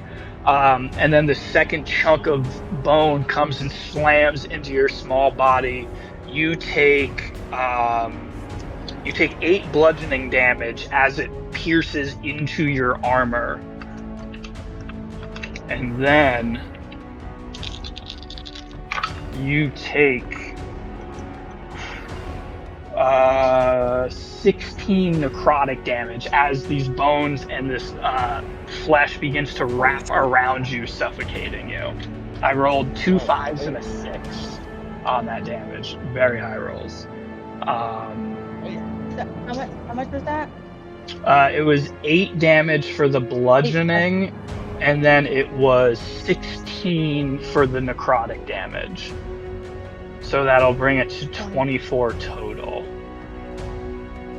Oh, that's good. And you are currently grappled and suffocating. So as Goxon, you are up, followed by a Zip. Alright, let's end this. Did the Take me out to calculations dinner already? before you fuck me. I did the calculations already. He is 29 feet away from me. I have 30 feet of movement, so I want Goxon to kind of run up, and he's gonna do might attack with his first attack. If it hits, come on. You gotta be kidding me. You have to be kidding me. So you Goddamn run algorithm. in sheer panic. You full sprint and you swing, and because you're in such like a fast motion, you swing wide as he's suffocating a Zip. You still have your second attack though. Now for my, now for my second attack. Come on, come on. What the fuck? I'm done with the Oh, virtual no. dice. I'm done with the virtual dice. I'm done with them. I'm Dude, done you're with them. nuts. You're nuts. The I'm bin, done with the the bin. virtual You dice. have the bin experience. Britt, I hope you have a backup character. What'd you say? I said I hope Brittany has a backup character. I know, I was hoping I could just save her real quick and fucking kill this motherfucker. Yeah. Okay, hold on. Let me just think real quick. I have like shit for bonus action. Fucking A.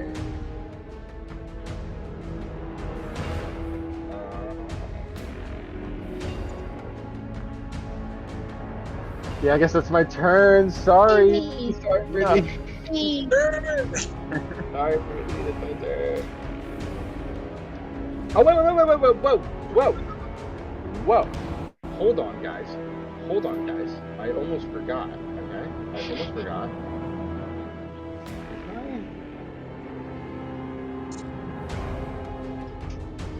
What did you almost forget? No, never mind. My breath. I was wondering if my breath attack was bonus, but it's not. No, it's not. Uh-oh. A Zip, I game need over. you to make a strength saving throw to try to get out of this suffocating grapple. The DC is 15. So I just roll a d20 for that? Plus my Yes, saving plus throw? whatever your strength modifier is. Oh, God. I can 18. Plus 18. 0, so 18. 18 will do it. So, despite being grappled and taking heavy damage, you're able to. Bernier was just kind of brute forced his way. Unfortunately, you don't have that type of strength. You are able to wiggle your hands free and kind of push down and get yourself out, and you fall to the ground and you get back up. You are no longer grappled, but he is Slippery bastard. right there. So I can hit him with something. You're free to use your I'm attacks. gonna use my short sword. Wait. He's like right in my face, right? Yeah, you are within melee range. Melee. Okay, well I'm gonna whip out my short sword, which I Aha! I'm gonna try to Okay.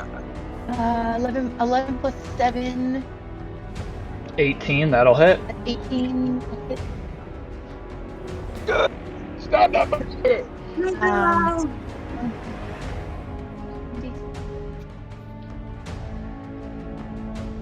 5 plus 4, 9 damage. Okay. 9 damage.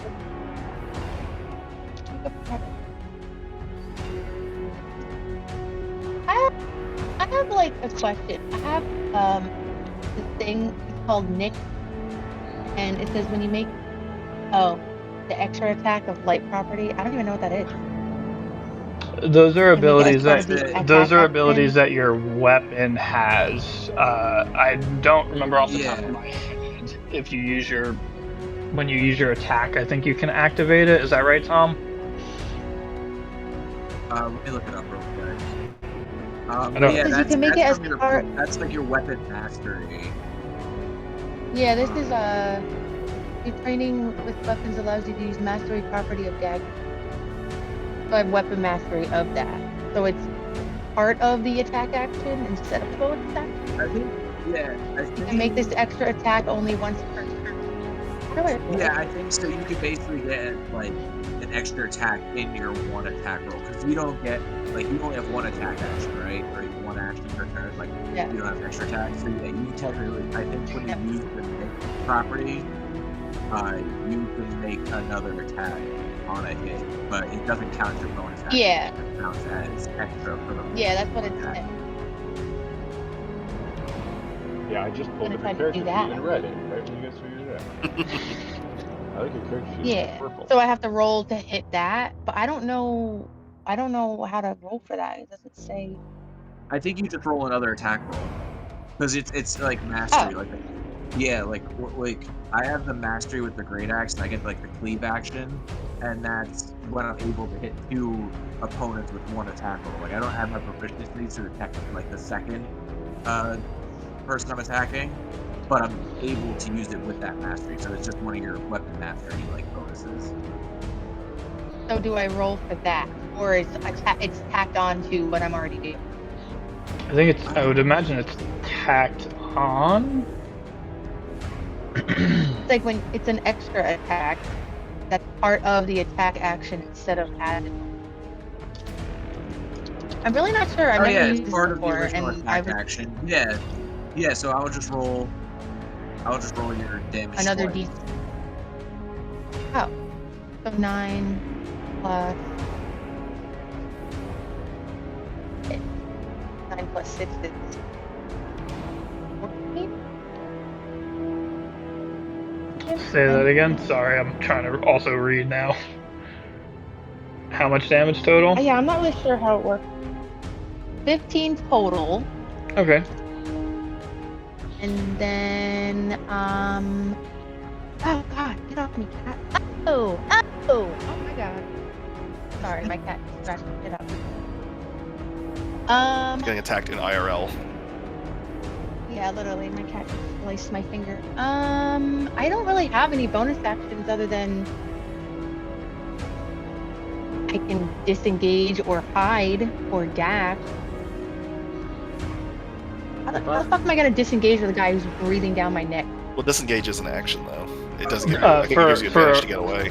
For a rogue, it's a bonus action. Basically, what disengage is it gets rid of opportunity attacks. So you can run away from him without letting him hit you.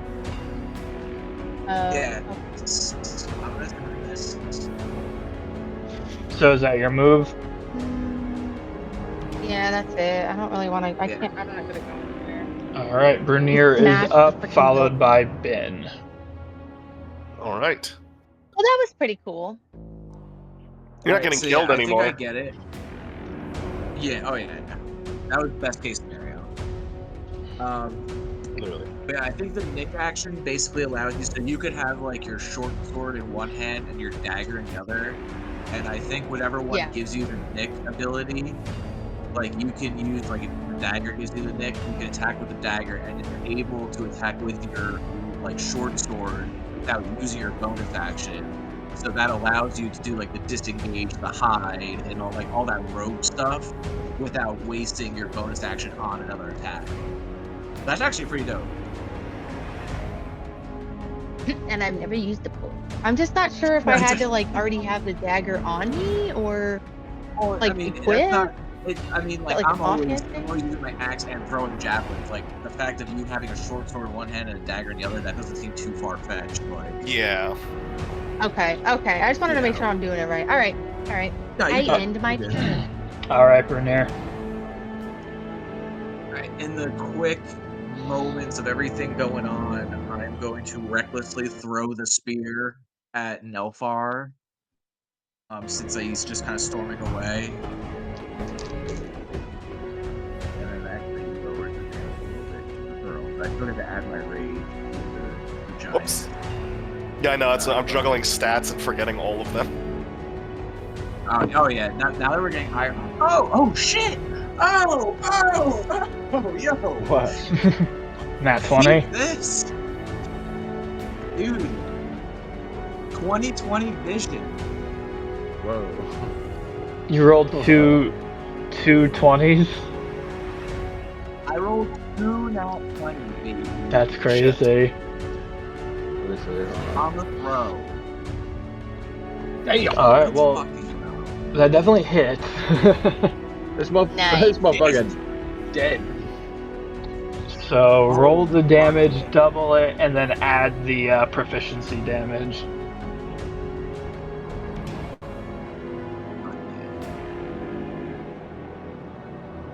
Actually, I should have screenshot that for Katie. Actually, she'll see it. Okay, come on. You can save it in the Join me. chat and it'll like save the photo. Okay, soldier feet. Roll that. All right, word. So that's.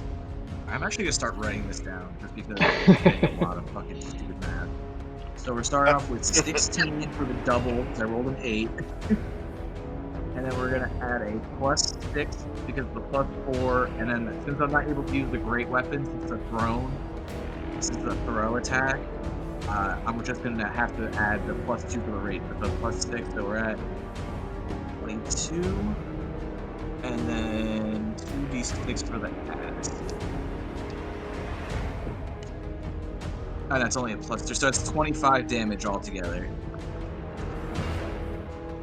How do you want to do this? What?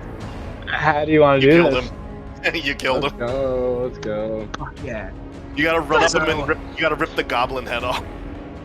Grab his Oh, dick yeah. and twist it. Fuck yeah. So I'm gonna. So yeah, Nelfar dashes by me. I'm gonna turn around and just hurl this thing at him as he's like, as that all that shit with the zip is going on. It's gonna hit him. He's gonna get that, like that's it. And then I'm gonna run up to him, and then with Elemental Cleaver, at any time I throw a weapon, whether it hits or misses, it reappears in my hand. So it's gonna hit him for the kill shot, and then I'm gonna run up, and have it reappear in my hand as I'm running up, jump up and just land on top of him, and just fucking, as coming down first with the spear, just plant him off the ground, and then just have like the acid just start eating away, and just wither what's like left of him. So,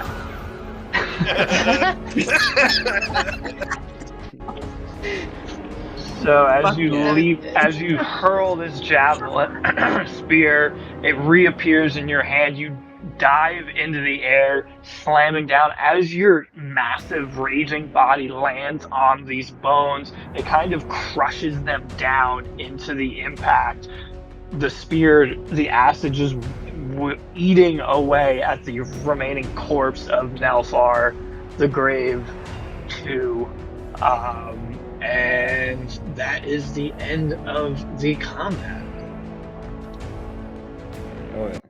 Put him in the dirt. Yeah, how that? Fucking keep him in the dirt. Yeah, we are Keep that 3-0 motherfucker for dead. this guy, but I feel like he's gonna come back again. Yeah. Yeah, the second he's dead, I want Goxon to kind of just like point right at his zip and go, we have to get rid of that curse. That is for sure Yeah. how he found Yeah. us. And if he keeps coming back, that means he's gonna keep coming back. So we gotta get rid of that fucking shit. Yeah. Bernier, yeah. Bernier's gonna, as he's coming down from rage, he's gonna look at his zip and be like, are you okay? No, I'm not okay. Ben is in the air. He's like, what? No, he doesn't talk. Get down here now. This motherfucker's talking again? Yeah. So, two things. One, a zip, even though Nelfar has perished for a second time, Again. that lingering curse still remains. And I will throw you guys a bone, because your cleric doesn't like to cleric. If anyone would like to inspect the corpse and roll an Arcana check. I will. I have a. What's your Arcana? Oh, yeah, I guess it doesn't matter. Yeah. We can all check it out. Oh, who has high is? Does anyone have like a higher can than do it. plus You can- 2? You can do it. No, I have a yeah. plus 2. My intelligence is not my strong suit. Ben's Yeah, you gonna guys give don't you- really have a high intelligence bunch. You're all Ben's like gonna give you rage and bardic. charisma. All a bunch of dummies. I'll roll for that. Yeah. I don't do Ben's books. gonna- I break things. You get a D6. Got an 18 plus 2 Arcana check. Fuck yeah, there you go. Oh, okay. An 18 plus 2. Okay. Hell yeah. So Yes, sir. as Dirty you look over this corpse, the trauma of this curse remains, you begin to feel almost like attuned to whatever this feeling is that allowed him, despite not having a head and not seeing you guys leave the castle, he was still able to find you. And as you sit for a moment and you think about everything, he has you would know from this feeling, this curse, everything that's been happening, he has a trait, and the trait is called Undead Restoration. If the Revenant dies, it revives 24 hours later, unless Dispel Evil and Good is cast on its remains. If it revives, it animates other groups of corpses elsewhere on the same plane of existence. It may look different, but uses the same stat block and returns with all of its hit points. Shit. Okay. And Well, for a homebrew thing that I added to it, once again, you noticed that he, the second time, was bigger and stronger. So when he is coming back, he is collecting more corpses for this obelisk of fucking disgusting figure. So every time he comes back, he is getting more and more health. okay. So Sounds you like he's have able. you have Where's 24 Claudia when you need hours. her? Claudia does long? not have Dispel Evil and Good because she is technically only a level 1 cleric. Ah, Which is okay, why so- I said your cleric does not like to cleric. So, Can we what send are the him? We have to go to What if Olin. we shackle his undead body with those Say, spirit shackles? I have the dimensional shackles. Do we? I was gonna say, Time do we to want to? Bingus. Do we want to send a can we use Fingus to send a message to Abel? Because we don't want to go there and find out Abel also can't do it. I Yeah, mean, how but the far amount away- of time it would take, I think, for Fingers to get there and back would be like we just went there. You know what I mean? Because Fingers going there and back is like we just went there. You know what I mean? But that is definitely something I want us to be able to figure out.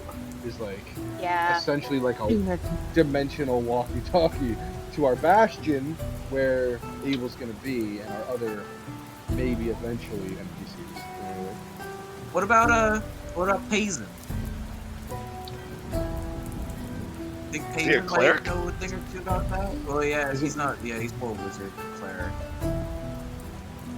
Where is Payson right now? I will remind you guys that your introduction to Abel was dispelling a curse on a town.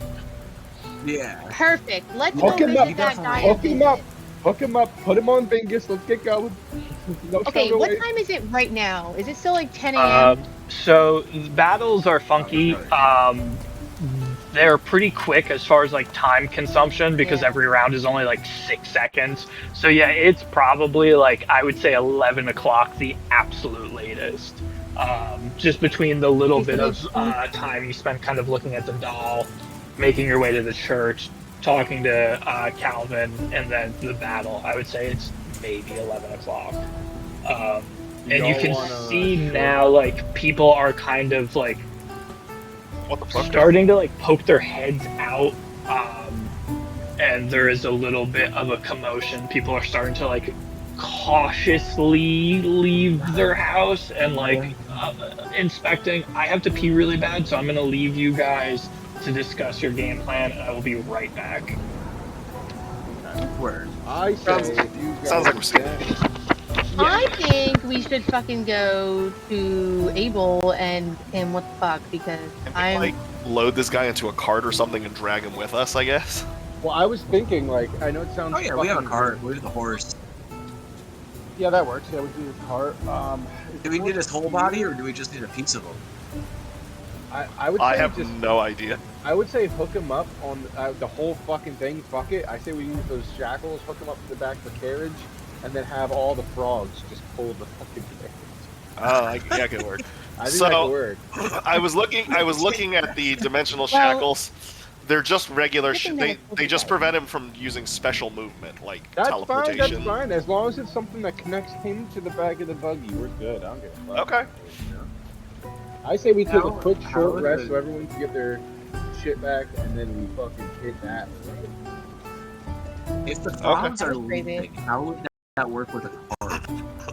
It'll be a little bumpy, but there, you know what I mean? You're thinking too much. You're thinking too Like much. 20, 30 years from now, we're like with all the back problems from riding on frogs. Oh. Oh, yeah. It is a town. It's like the next town over, right? From the. Stands for five frogs. You are waking up a little bit there. I have no idea what you're saying. You literally sound like a Yeah, robot. you're pretty robotic.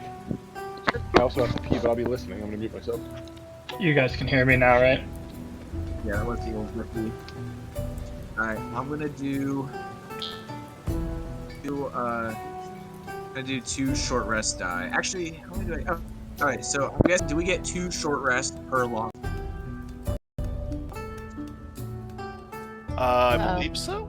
Did I Is that lose how you it guys? works? I guess it would also depend on if you use your die or not, like which of your die you're using, how many. Well, I have 6 slots for health restoration, so I'll use 3 now to count as a short rest. Can you guys hear me now? Is Bobby still here? Yes, we can. Yeah. Sorry, I thought I had Song of Rest as a bard, and I'm like, nope, that's Baldur's Gate.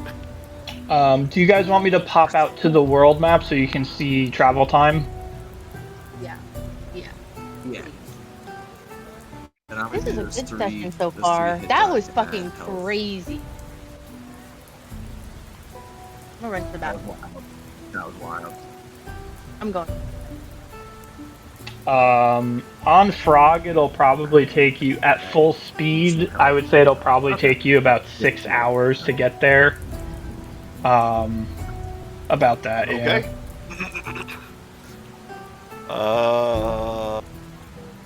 So we were asking before, do we know if like the entire body needs to be there or just a piece of it? Yeah.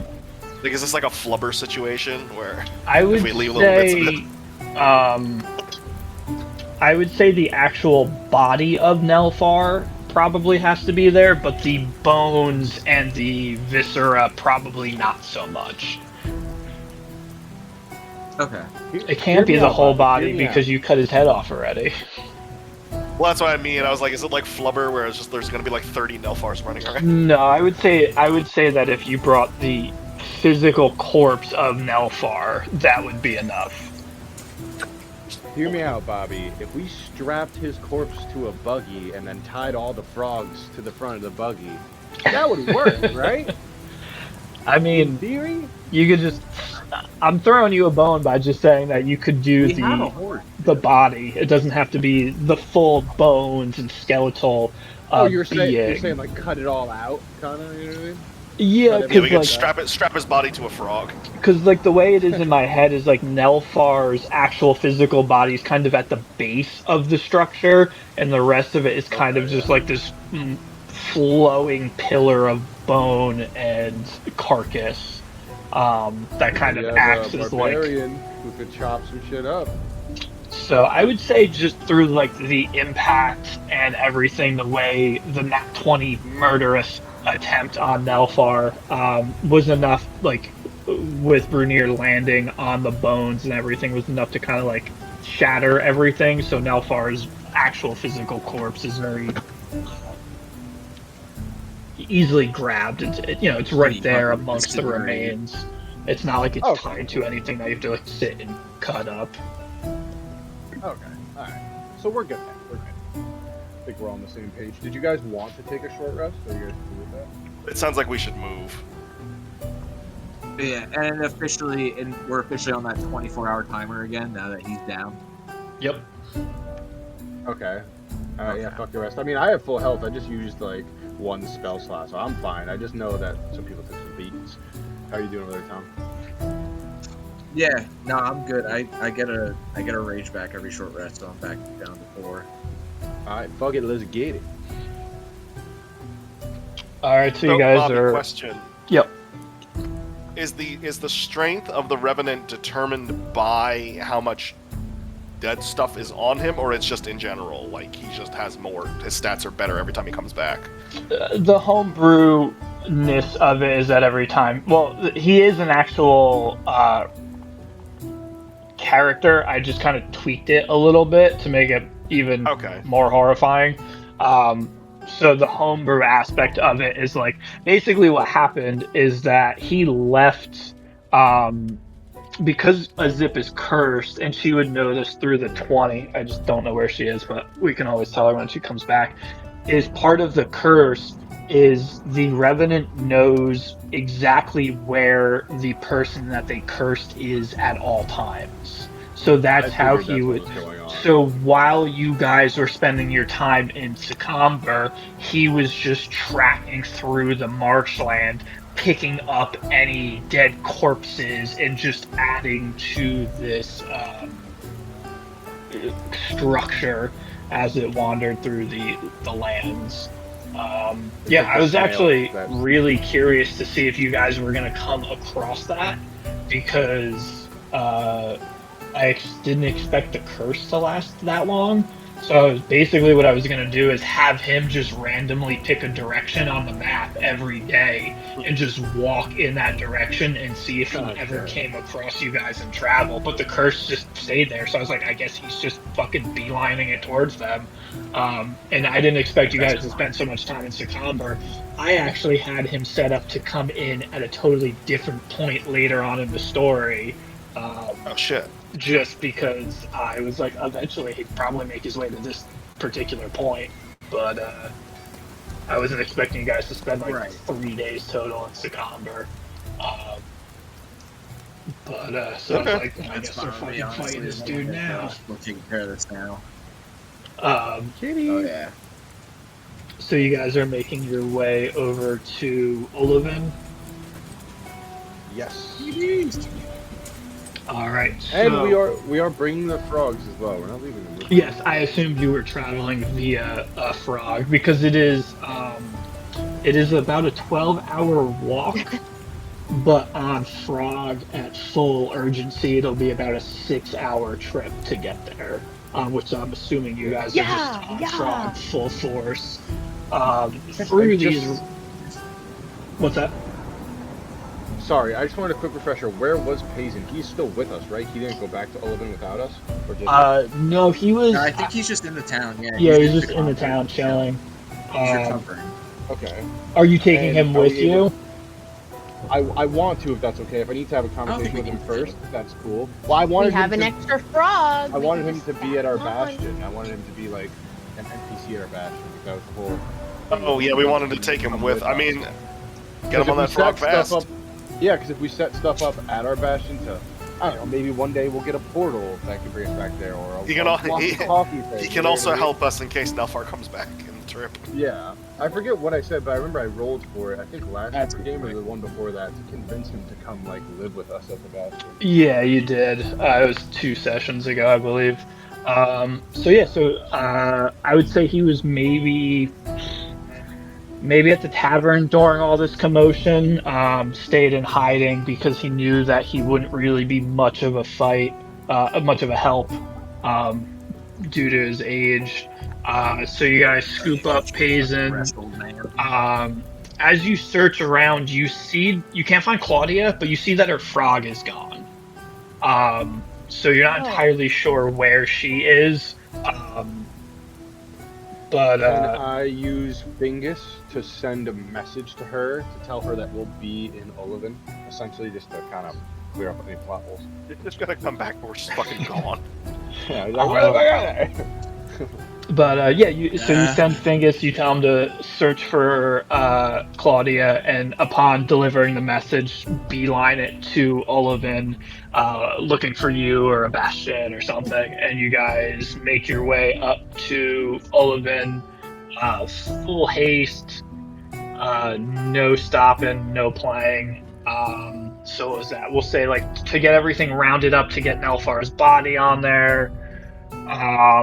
We'll say it was like noon, like 12 o'clock, so you're getting to Olivin around like 6 o'clock, so the sun is starting to set. And as you walk up, Olivin is still very much so under construction. You can see a lot of people are kind of ending a day's work, building a few extra buildings. Secomber has like a nice wall that kind of goes around it. Olivin does not have that. Everything is kind of just out in the open and exposed. But here you are in a in a small town that you helped save. Oh, Oh, look at that. look at that. Wow. Hell yeah. Oh, my fantasy app reminded me. As you guys make your way into the town, you Chloe's here. see. No, she's not. Bye. Bye. As you are galloping via Frog, you see a small little goblin with a nice little top hat sitting under a tree, admiring his pocket watch. Goblin. Goxin yells at the sky. This bastard.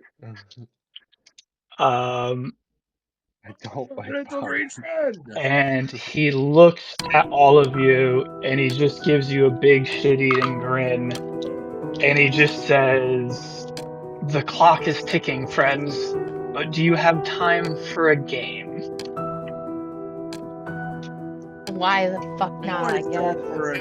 Ben is gonna gesture from Boblin to the headless dead body on the front. Always time. Always time. Come Cool. on. You gotta make me feel Alright. stupid. Wait, I'm So, ready. can we offer Boblin a ride on the cart? Yeah, like can we ride in Riddle Bob? Right, save us some time. he just shakes his head, and he's like, Carter, he's like, "A quick game. It will only take a minute, and I will leave you to your urgency." So this riddle is, where did it go? Workers, Everyone, hands off your soldiers, phones. Hands off your phones, guys. workers, soldiers, sailors, and schoolboys, they all yearn to be in the same place. Where is it? Brothel. home. Tavern. A Zip gets it again. It is home. Makes sense. Oh, With that's fucking cool. hell yeah. Bobby must not know soldiers, am I right? Hey, instead of money, can I get your hat? I don't remember how much money you guys won last time. I think it was 100 and then 200. I think it was like 200. So that's what it was. The timer. So it Like was 200 or something. it was 100. The timer was the. Oh yeah, it was the timer. So you got that with what's that? You got that 60, quick. 120. 80. You get math. I don't remember the last. I think it was 2. I don't really know how it works. I know so- it's like the amount so of time. The first time you got it right, you got whatever was remaining. The second time you got it right, it was whatever was remaining doubled. So this time it's whatever was remaining tripled. So a Zip, you get 450 gold as he reaches up into his hat and he pulls out a wad of gold and he chucks it at you and he says, "I think you're my favorite." And he winks at you and he pulls his hat and he disappears. I'm a bluff. Hell yeah. Very nice, very nice. And To be fair, I know I'm gonna. Brady answered the right thing, but me and Tom were both also correct, just saying. In our own special way. in your own special way. More like a personality question. I'm gonna split. I'm gonna split that 450. It's 450. I'm gonna split it between me and the remaining gang You members. don't have to. Well, I'm You all gonna talking? because you guys did 90% of the damage on the fucking guy last time. So yeah, I kind of am the reason why he's coming after him. What is that? 450 divided by 4? 112.5. So I'll do 111. No, round up. 0.5, man. Hmm. 113. Well, 0.4. That's it. We have to hurry, and then we're splitting money on the road. Yeah. Well, we're doing this while we're, walking, I guess. Or split out gold. Does this fucking place have a bank? I have so much gold. It's Yeah, where are you at right now? You're definitely stacked. 4,017. Yo, Gox and snag some of that shit. Shit. Jesus Hey, Christ, man. I gotta find a way Eat to. When alone? she's sleeping, I might. No, I do have a strategy. Though. I do have a plan. I do have a plan eventually. I don't know if I should tell anyone it, but I have a plan to That's get All right, the well, alimony we need payment to- down a little bit. You know what I'm saying? We need to find Abel ASAP. So I have a yeah. point of interest map up for me. Number 2 is the House of Worship. Go to number 2. Looks like we're going to number 2. As long as he's there, yeah. Let's drag our asses up. You gotta do a little shake. Doing this reminds me of like walking like Courage the Cowardly Dog. Like, Yeah, pretty much. When we did the zombie Yeah, I fight in the church, I changed my icon to courage. With all the I love zombies that. breaking.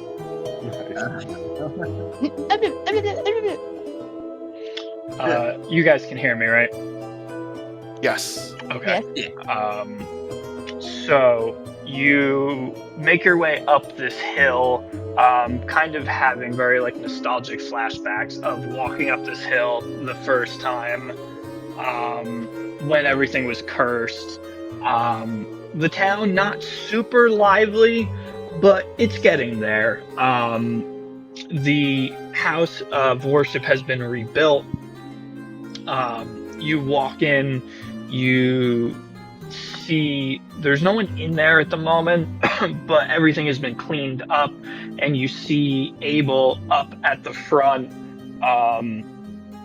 kind of just tinkering with stuff behind the pew, writing in some type of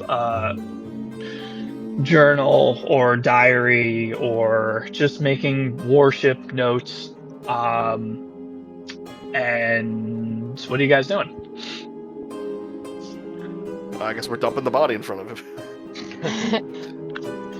Abel, how's it going? We haven't Well, seen you in so man. long. I love what you did with the place. He looks up, kind of shocked that anybody has walked in here. You kind of get the vibe that, like, an upcoming town, church is not really the place to be, and he doesn't really get that many visitors.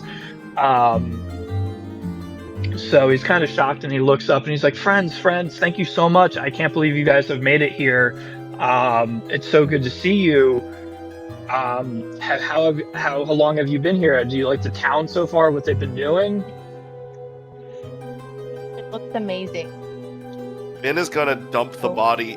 Min is taking the body off the frog, just gonna dump it on the floor in front of him. At the How's it loud going? thud. Yeah, I'll help in with that. Okay, so you guys just thump this body down, and he kind of like takes a second back, and he's like, looks at it for a moment, and stares at it, and he's like, why? What? Why? Well, you see, I got a little curse from this fucking guy. I'm not gonna say fucking guy to this guy, but we're here to ask you for some help with the curse that I have.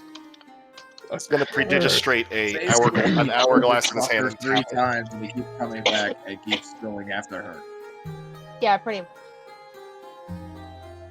It keeps coming back to life? Yes, and we need some sort of magic to stop it from doing that.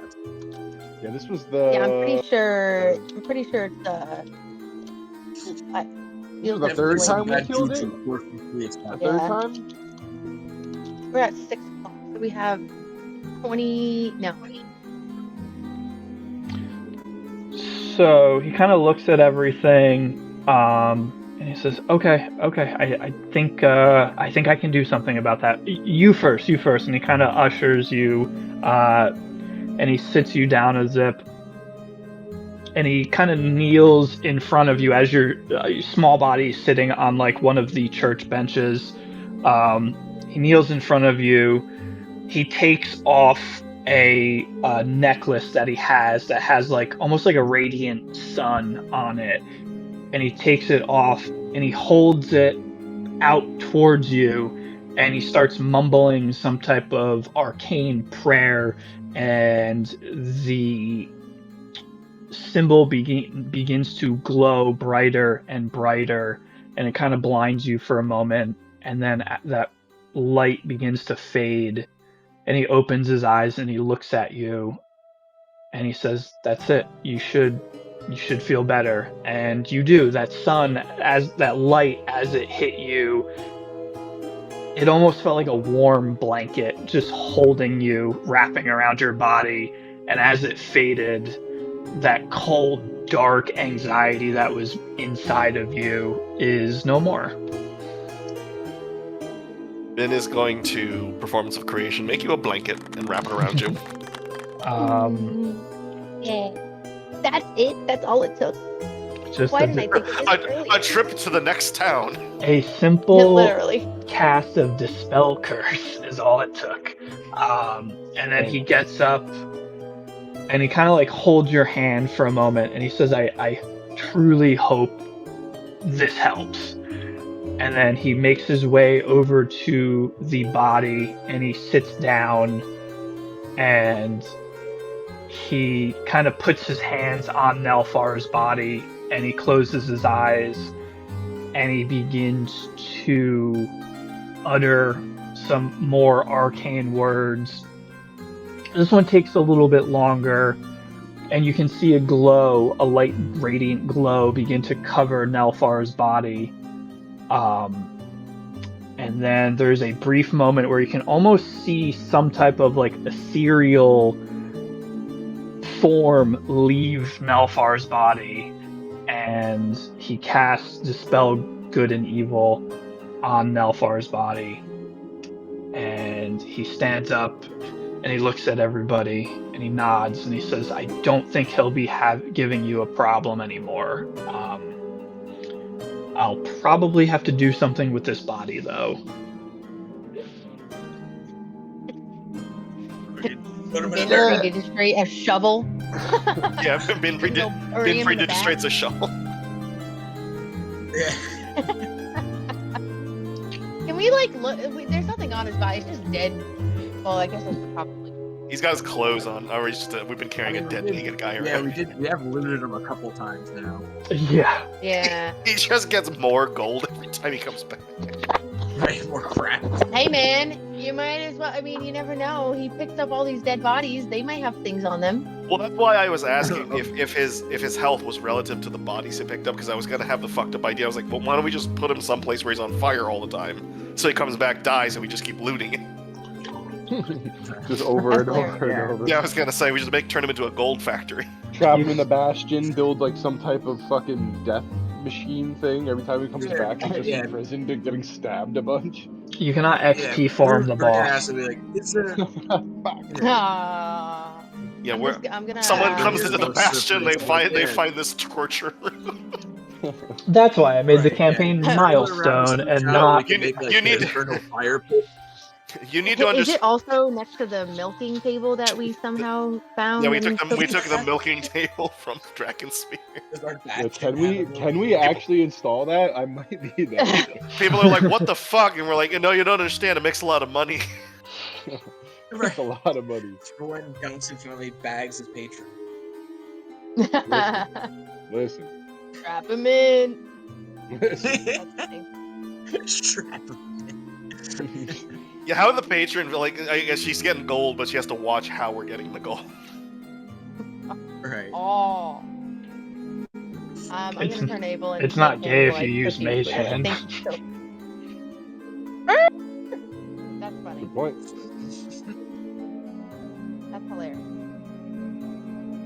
All right. I'm gonna just thank So- him very much.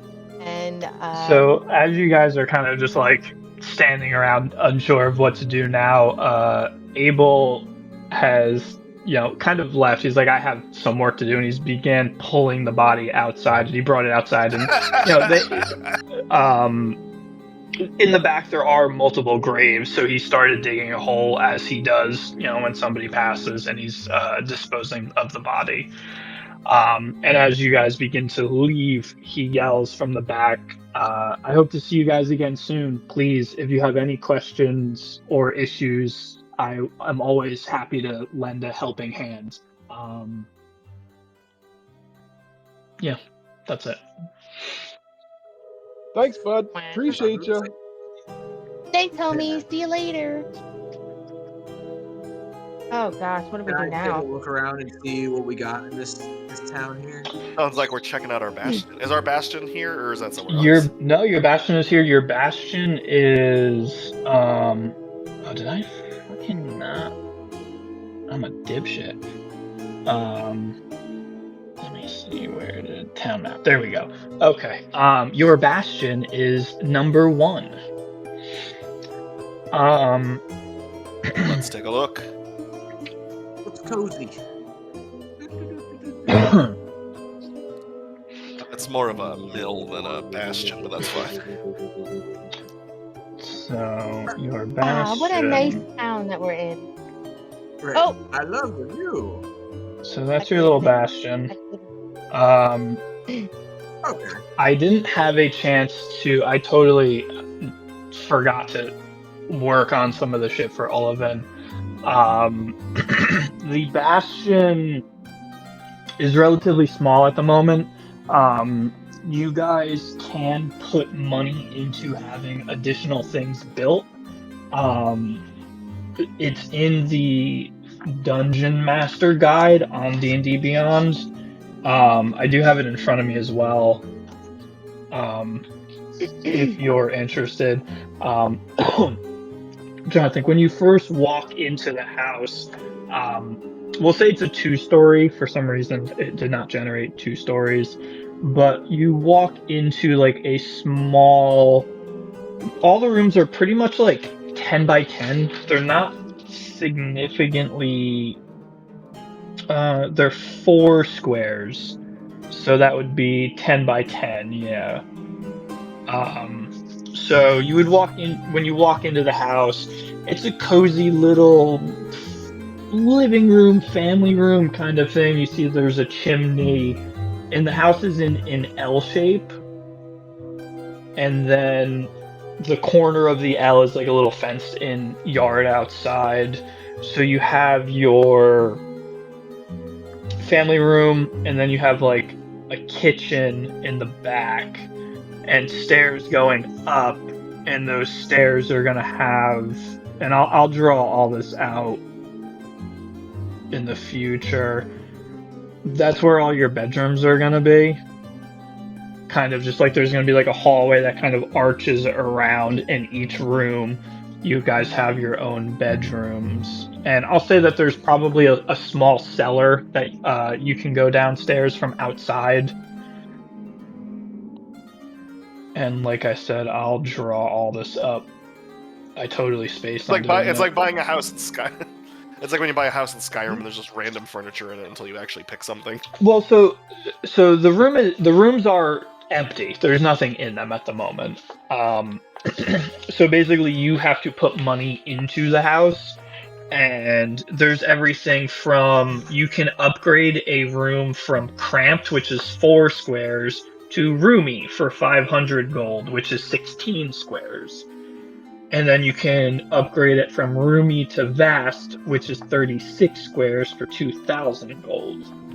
And then you have a bedroom, a courtyard, dining room, kitchen, parlor. You have storage rooms, and then there's specialty rooms. There's Milking rooms. So Milking you guys table. that's not on here. Order it. So at level 5, which is what you guys have unlocked, the next level is 9. you guys have you can have an arcane study built, an armory, a barrack, a garden, a library, a sanctuary, a smithy, a storehouse, and a workshop at level 5. So, in each room special room that you have built does have additional bonuses. Like an armory contains mannequins for displaying armor, hooks for holding shields, racks for storing weapons, and chests for holding ammunition. Trade. When you issue the trade order to this facility, you commission the facility's hireling to stock the armory with armor, shields, and weapon. The equipment costs 100 gold plus an extra 100 for each Bastion defender. So there's a whole mechanic. You can hire hirelings. They can do stuff around the house. They can defend it on the chances that it gets attacked. There's a ton of stuff. Like I said, it's in the D&D Beyond Dungeon Master Guide, which you guys have access to because I have content sharing on. So there's a bunch of stuff. I do have as well. I think I mentioned it previously that I created 12 unique hirelings. And what I was thinking, depending on how you guys wanted to go, like about hiring a person for it, I figured you would make like a wanted flyer and put it on like the town's, like in Stardew Valley, they have like that little board that you can put like a job on. Yeah. I would say my head mechanic was that they have one of those here, and you can put up a flyer that you're looking for a hireling. And the mechanic that I figured, you could either just straight up pick somebody, because I made a character for each class. So like if you want like a cleric, we could either just look for a cleric and we can do that, or we could randomize it where I was thinking you would roll a performance check to see how inviting your flyer looked, and based on how well you did for the flyer would be how many potential recruiters would come like for an interview basically, and then I would randomly roll for say 4 people to knock on your door, or you could just pick people based on their class or whatever. It's entirely up to you guys how you want to do it. So we now- can start off with our own space, like we get 1 cramped and 1 roomy space per character.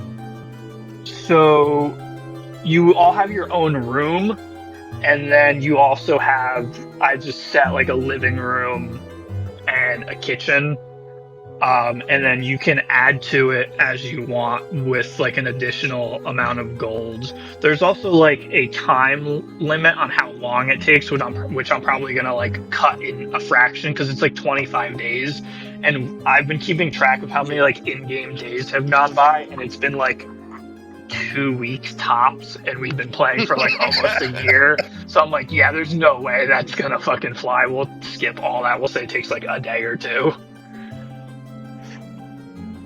Yeah, because it says we get like a Bastion turn every 7 days, so we at least get 1 when we're here, right? Yeah, I would say we could definitely do a Bastion turn now, and we'll probably half it depending on like how the flow of days go. Like we could do it like every 4 days, because like I said, like the days for the longest time were going by really slow, because that's just how it was going. Adventuring.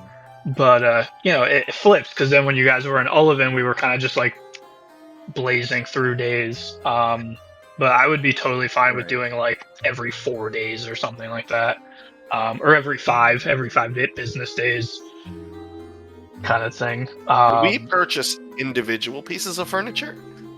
Yeah, that's the thing, is like this is yours. This is whatever you want to do with it. It's entirely up to you. You can either get like can give for Paizen right now. I would say downstairs, maybe there's like a parlor room that he can spend his time in until like another room is like built or whatever. Okay. I want Goxon to kind of show him over there, and then ask him what he needs in a room for himself to thrive over here, so he can help us with maybe some crafting or whatever it is that he needs. So he walks into the parlor room and he looks, and like I said, there's no furniture in there. But there is. He kind of looks around and he's like, a study would be nice. So there's an arcane study that you can craft, and you can use. What does that do? The Arcane Study is a place of quiet research that contains one or more desks and bookshelves. After spending a long rest in your bastion, you gain a magical charm that lasts for 7 days or until you use it. The charm allows you to cast Identify without expending a spell slot. Okay. Cool. That's Do 500 you- gold, you said? How much does that cost? I don't know where I got that. I think so. You said specialty rooms were like 500. So that's the room size. Oh, okay.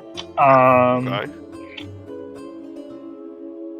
So I like how it- quickly so- we dealt with an Elfar, and now we're fucking home renovating.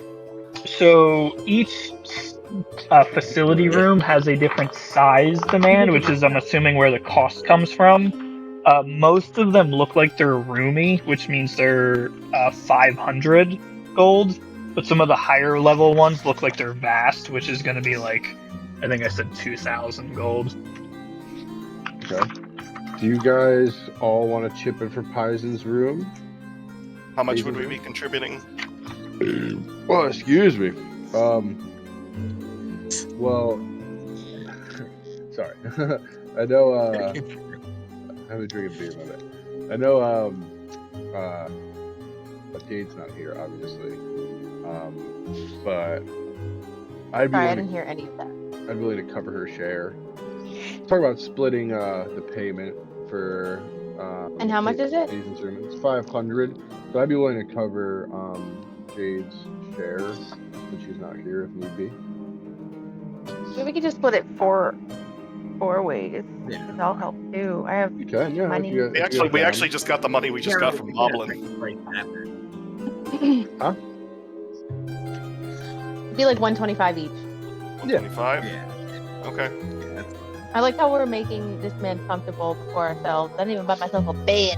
I can I predigistrate a bed. I feel like he will be a very Oh, helpful wow. NPC. Like if we ever have any. Yeah. Make needs for yourself certain- comfortable. He knows a man. lot. You know what I mean? He could be We kind got of like something a to come home to. guide almost. Yeah, exactly. Yeah. He's he gives the radiant quests after the main story is over. And he could help create some things with Arcane. He can make a pile. Yeah, he can make a pile of Arcana. junk in our house. He might be able to make us some other shit. That is one of the things on this, is you can craft an arcane item. Nice. I have taken away 125 gold. Yeah, I'm gonna do that too. Where do I buy? Yeah, I was gonna say, can I just buy furniture now? Yeah, so it is, the sun is setting, but a lot of the buildings are most of the buildings are still open. The buildings that are currently open in Olivin, you have. I'll pop us back to the world to the map, just so you can see. There we go.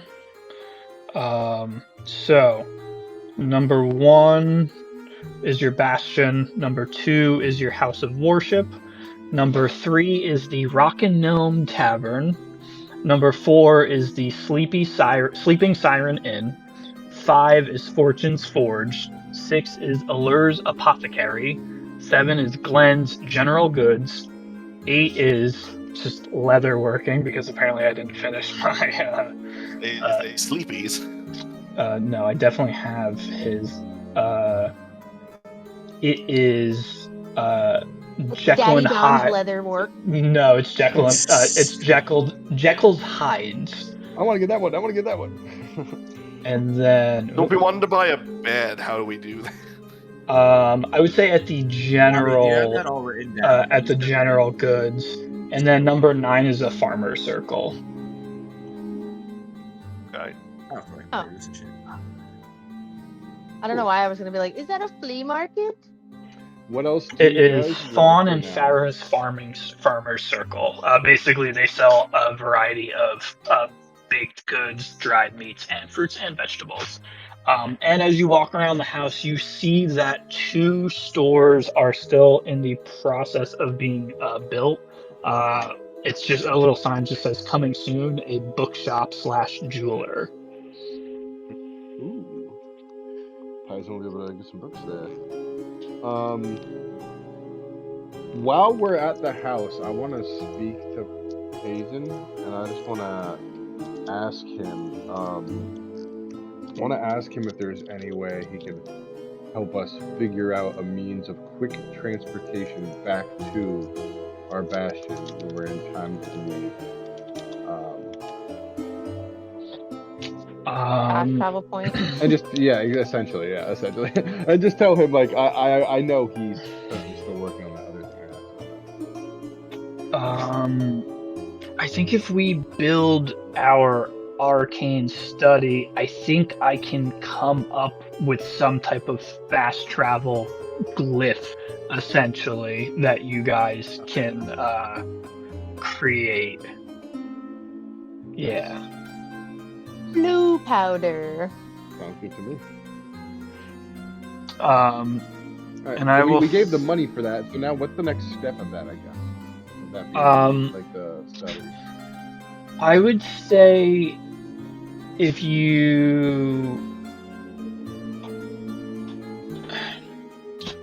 I will say, just to make it simple, Glenn's General Goods will have he will be able to contract out everything that you need, as far as like rooms built or furniture. Okay, I'm going to. Well, I guess, does everyone want to go over there? Does anyone want to get anything else for their own rooms right now? I'm kind of looking at just what I want my special room to be. Ben would like to go find out some things for a bedroom. Okay, let's all do. What room? Let's Which go number shopping. place is that? 7, bottom left.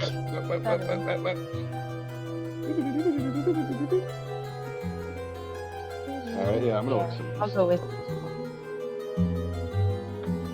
So you walk in and you see just a huge, just a large building, just filled with just what looks like almost junk. Like stuff is kind of just like tossed in there, like haphazardly. You see like tables, chairs, bed frames. American pick, like it's an American pick. It's a literal Goodwill.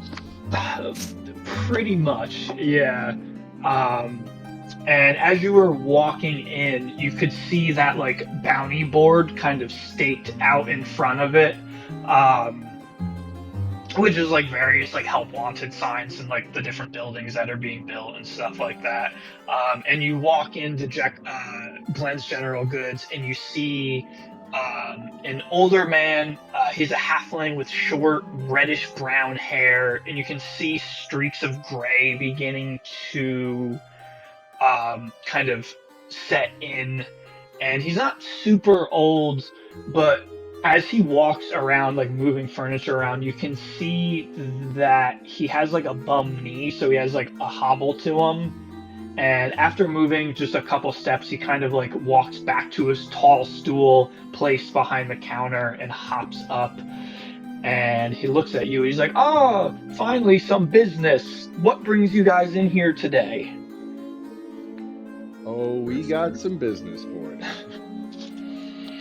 First things I need a first. bed. Yeah, we all need beds first. Find this item. Where do I find this information on where to like? I'm just gonna go custom, kind of, with my room. Like I just had a couple ideas, and I think I'm just gonna go custom.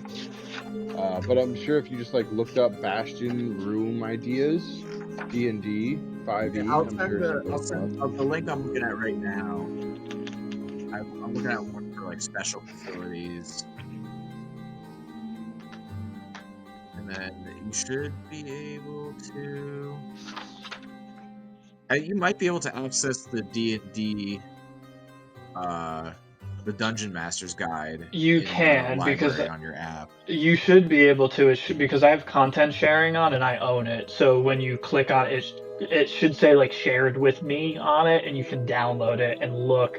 And I forget, I think in the top right, once you've downloaded it and opened it, if you hit a button in the top right, it'll give you like a drop down menu. And if you scroll to the bottom, there should be a button that says Bastion. And if you click on that, it should pop you straight to all of the information on the Bastion. I'm a dork and I own the actual book, so I just have the page open. Is it the Dungeon Master Guide? Yes. Like, I have that literally downstairs. It's in the dope. back of the book. At least this is the 5e one, the 2024 one. I don't know which one you own, but it's on like 330. It's chapter 8.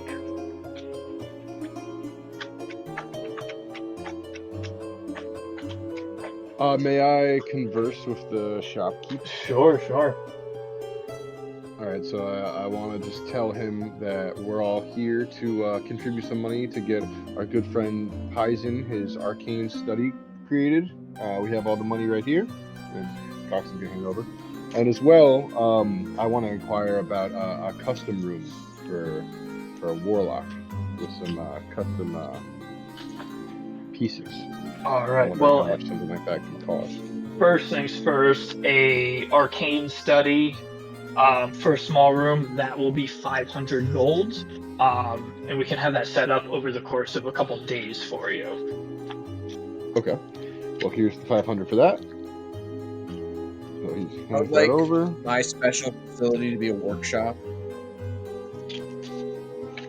A workshop. We can do that. That'll also be another 500 gold. I'll pay that out of pocket. Do you want this to be your room, or do you want this to be an addition to the house? Well, it says that each character gets its own. Like, we get 2 normal, 1 cramped, one decent, and then we also get 1 special room.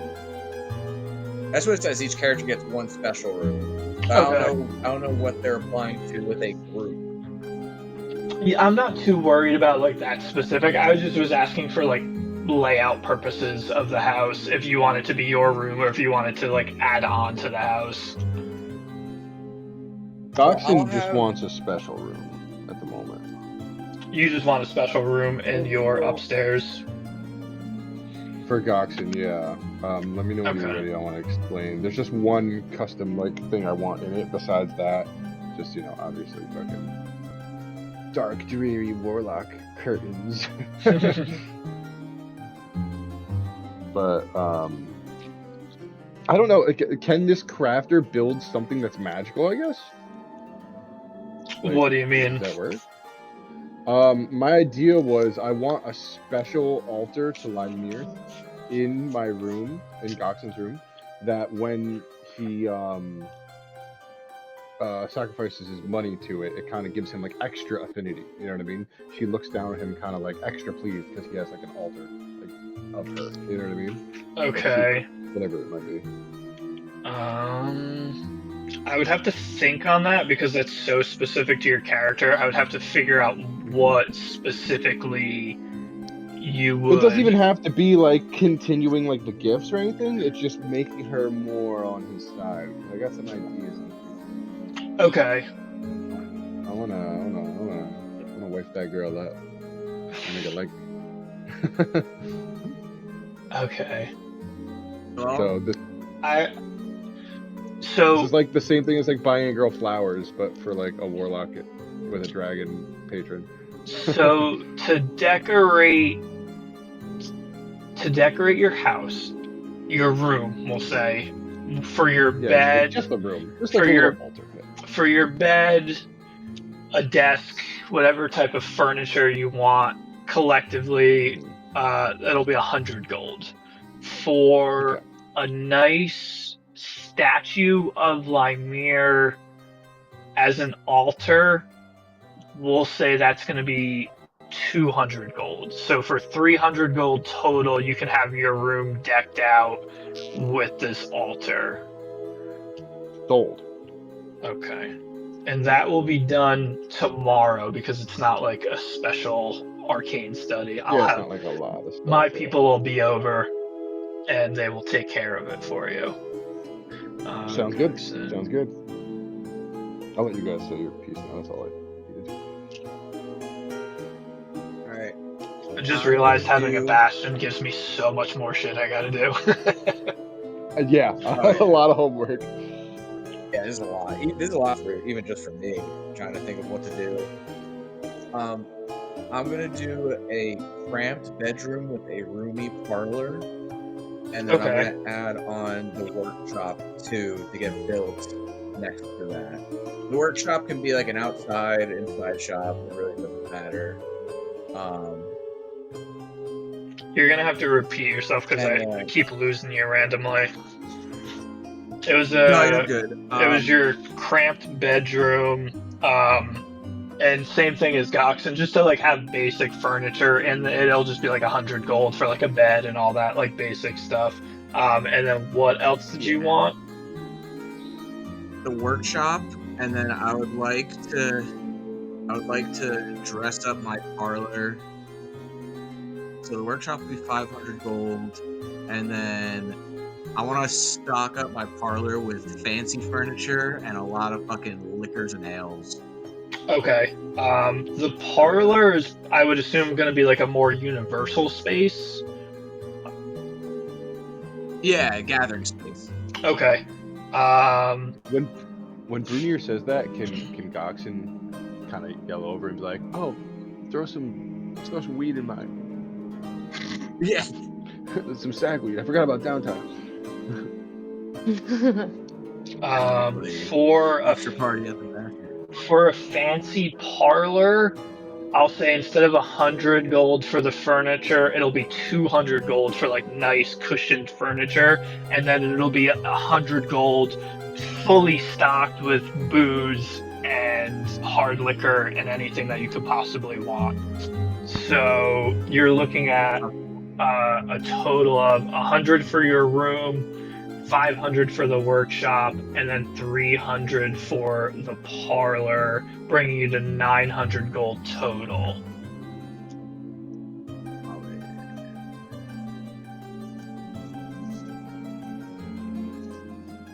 Awesome.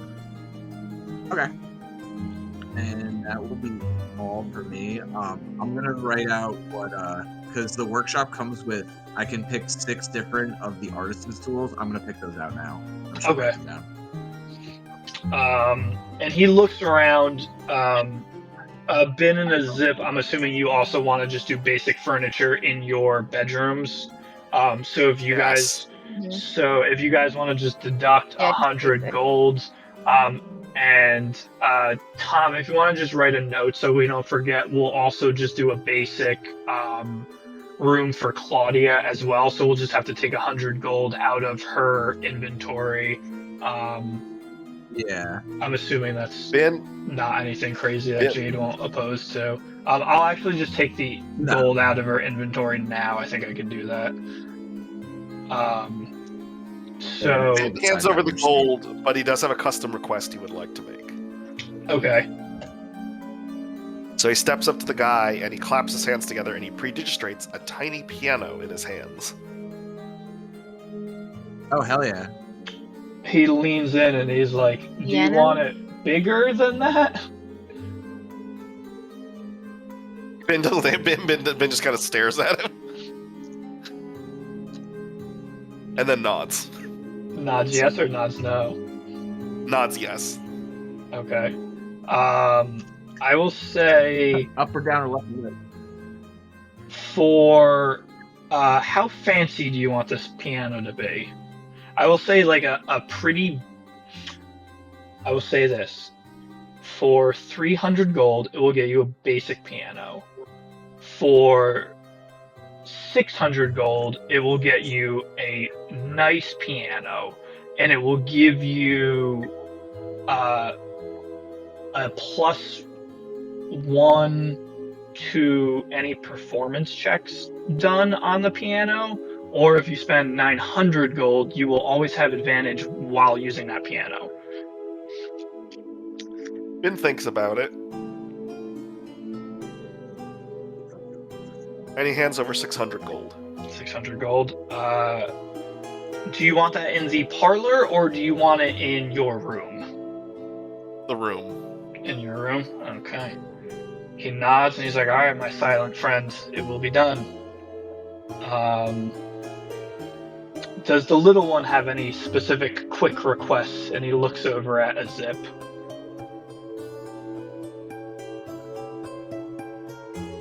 I don't have any idea of what special things I need right now. I just want a nice bed to sleep in. A room to call my own. Never Okay. had one. So, and you forked over the 100 gold as well for just like basic furniture? Alright. So he looks just at you basic guys. shit. I gotta look. He looks at you guys and he smiles. He's like, it's a pleasure doing business with you folks. I hope to see you again very soon. And then he yells, boys! And then he claps. And like 12 tiny little like halflings come running out from the back room. And they run out onto the floor, picking up different like beds and chairs. And they just and they just all run out and they charge to your Bastion to furnish just a basic room so that way you guys have somewhere to sleep tonight. Hell yeah. Okay. Cute. Thank you, sir. Nice. Which guy? Which? All right.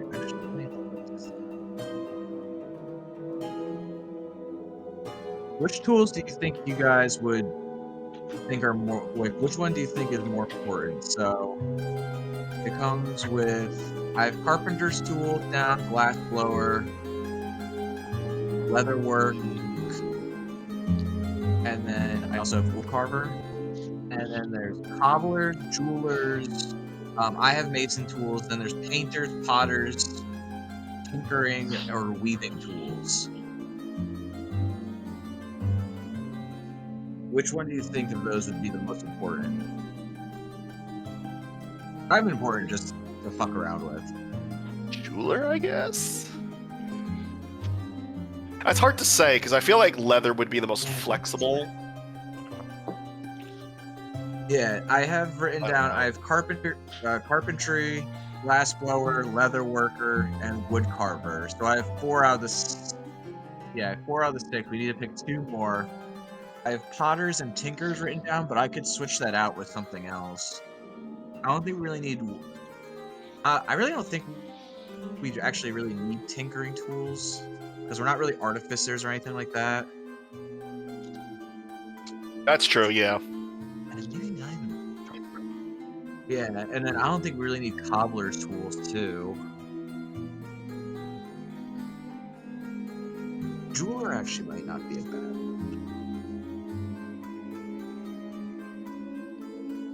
Ben has his own reasons for wanting a jeweler shop, but I actually do think that would be more useful. Figure out what's going on with that ring. Something like that. And yeah. And there's painters, potters, tinkering, or weaving. I feel like painting could be a fun one. I don't know. I feel like tinkering could definitely help, but I'm open to like whatever. It's mostly just to like repair or like jerry rig something. Like Right. We need. It sounds like we should have some entertainment in this house. Something nice. Ever heard of a oh yeah, no, the piano's a great call. Or yeah, Magic Stone jukebox, something like that.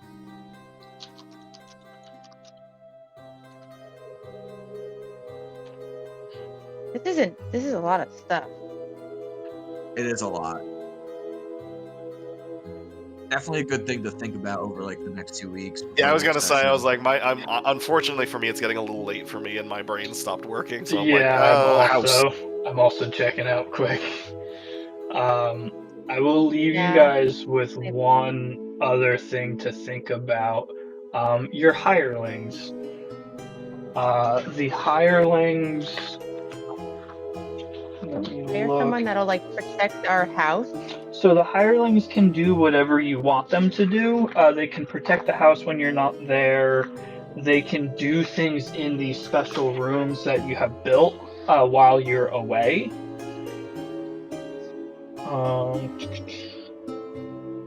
Just trying to look, but you do have to pay them.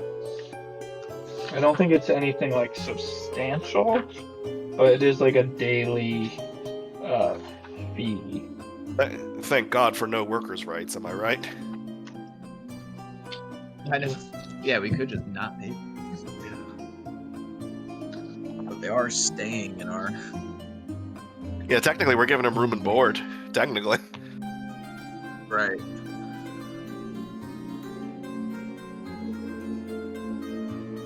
Actually, it would be nice because they'll give Payson some company so he doesn't go insane being by himself again. Yeah, that's true. I don't see an initial cost. I know it's somewhere. Chapter 3.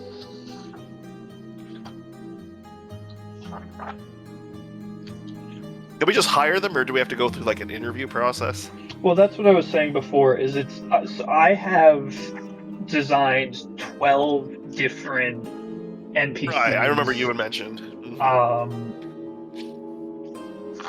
Like, your list of references is very good.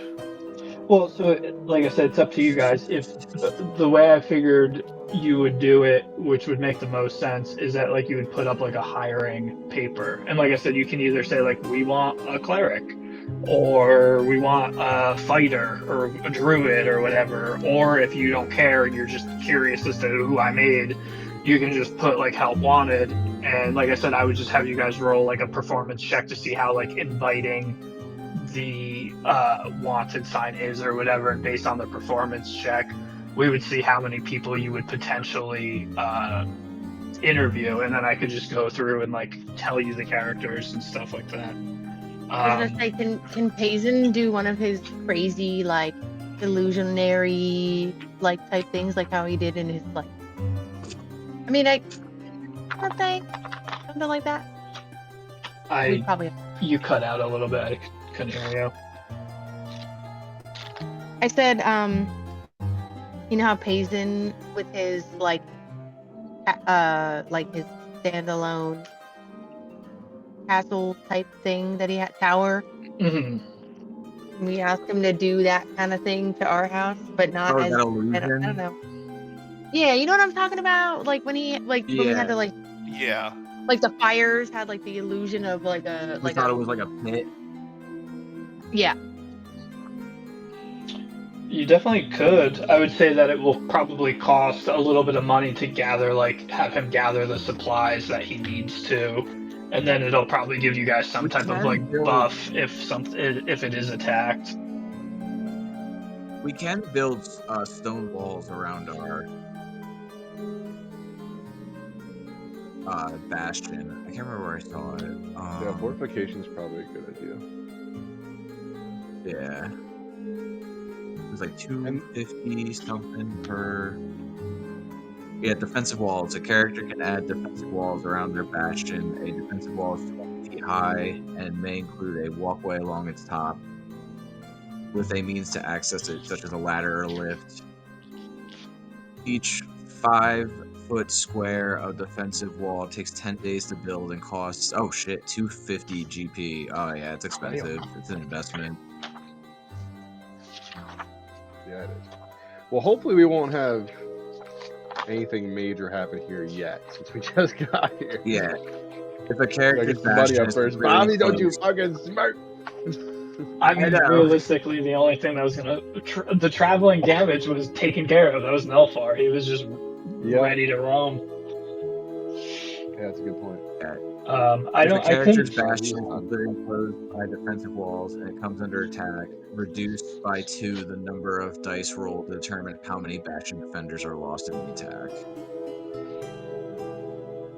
I can't find a cost on the hireling, so at the moment we'll just say it's like probably gonna be like 10 gold a person a day.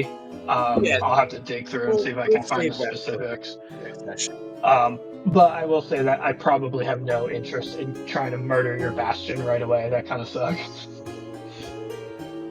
After all that time trying to. I wouldn't spend all this It time took us coming up with 6 12 months to get here. NPCs for you guys to hire just to have everybody die. Right. Well, they would know because the paycheck would stop coming in. I was talking about the Bastion. I wasn't talking about your characters. Oh no, I that would be got the same thing.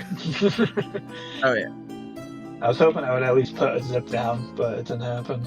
Should have had him go after her sooner. You keep trying. Keep Um, not dying. You pick like the nicest character in the campaign, like you're really nice and everyone likes you. I'm gonna kill you. she got cursed, man. It's not my fault. Eh, it's kind of your fault. We'll let it slide.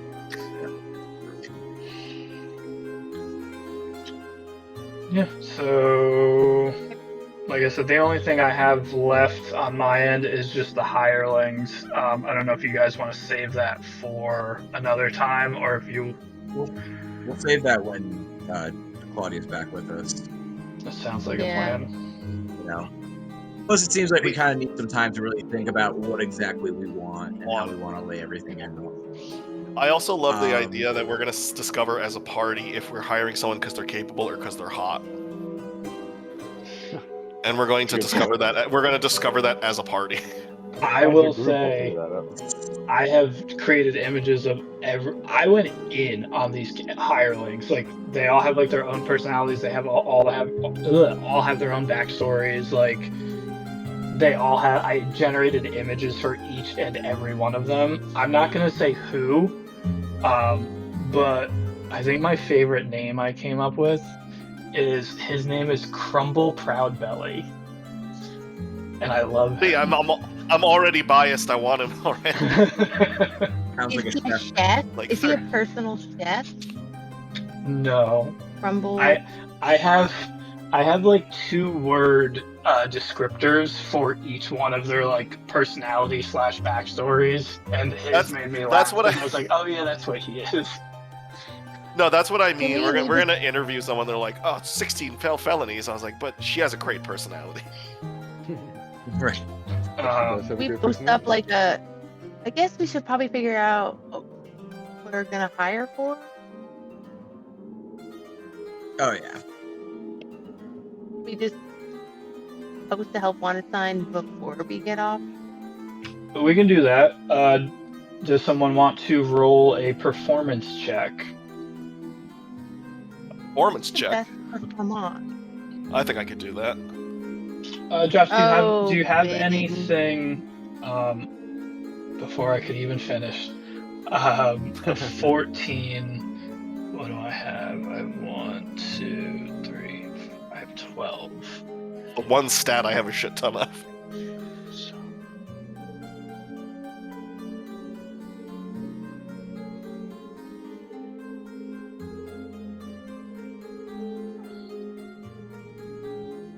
Panda, stop it.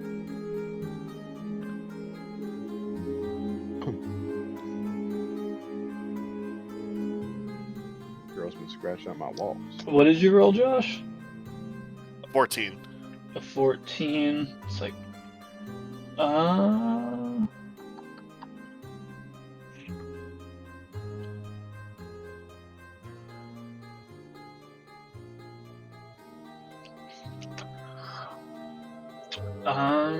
okay, 14 is pretty good.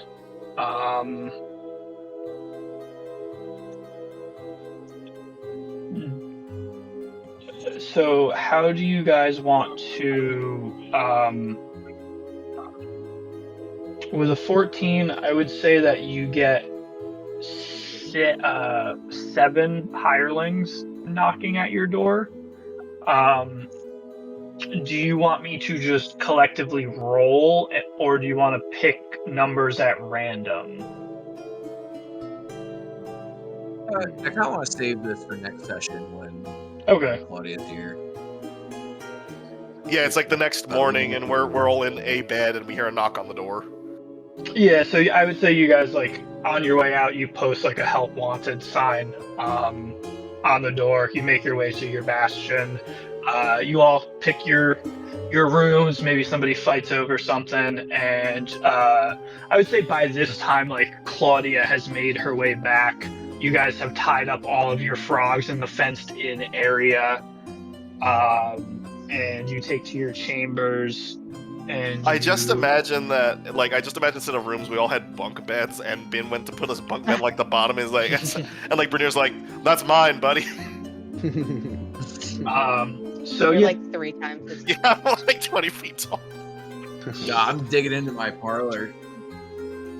just Actually, I drink don't have it. it set up yet. No, the parlors, Soon to they set up all your simple You want rooms. to check out the tavern in town? So I guess we'll give them space while they work. well, they installed your furniture already. I think we have at least a bed. Like, we have, like, the basics to live. That's what I said, that they put in the beds already. Yeah. Oh yeah, but the parlor's not set up. Maybe we can check out the tavern in town to celebrate a zip ditching the curse. Yeah, I'm happy I told you guys about it. Imagine I didn't, and we're just like, why the fuck is this guy here again? Why did he not make I could explain. So, okay, this is a stupid question, but he literally was only reappearing because I was still hurt. So he's like, No, he was. So he knew where you were Elf at was all cursed. times because you were cursed, which is how he was able to find you guys. He was coming back to life because he has the ability to just keep coming back unless he has Dispel Good and Evil cast on him. But he knew where you were because of the curse. That was the curse, is that he just knew where you were at all times. So, like, while you guys were spending your days in Secomber, he was literally just making his way towards you guys. So it actually kind of worked out in your favor that you guys spent so much time in Secomber, because he knew where you were all the time. So if you hadn't gotten that curse removed and you went off to do, like, some story shit, he was coming for you. So, like, you guys almost made, like, say Karst. You almost made Karst way fucking harder because he was creeping on you. Well, aren't we glad? get off my head. So you guys make your way over to the tavern for the night. Sure. So you guys make your way over to the tavern, and you can see a lot of people being ushered in, and you see this gnome outside, this rock gnome outside. He has a tan shirt on and a black leather vest and, like, really tight brown pants with, like, tall boots. He has long light blonde hair. He's got, like, a little bit of, like, beardy scruff, and he's kind of, like, shaking everybody's hands and ushering everybody in. And you notice above the door, there's a little sign, and it says, for one night only, presenting Lars and the Wild Hearts. And you guys walk up, and he meets you with a big gesture. He's like, oh, patrons, please, a once-in-a-lifetime opportunity. Please come on in. And he gestures you guys in, and you walk in, and everybody, all the workers from the town have packed this place in. And in the back corner, you notice immediately it is exceptionally loud in this tavern, even more so than any tavern you've ever been in. You can see all of the waits, like the bartenders are just, like, almost overwhelmed by the amount of people in here.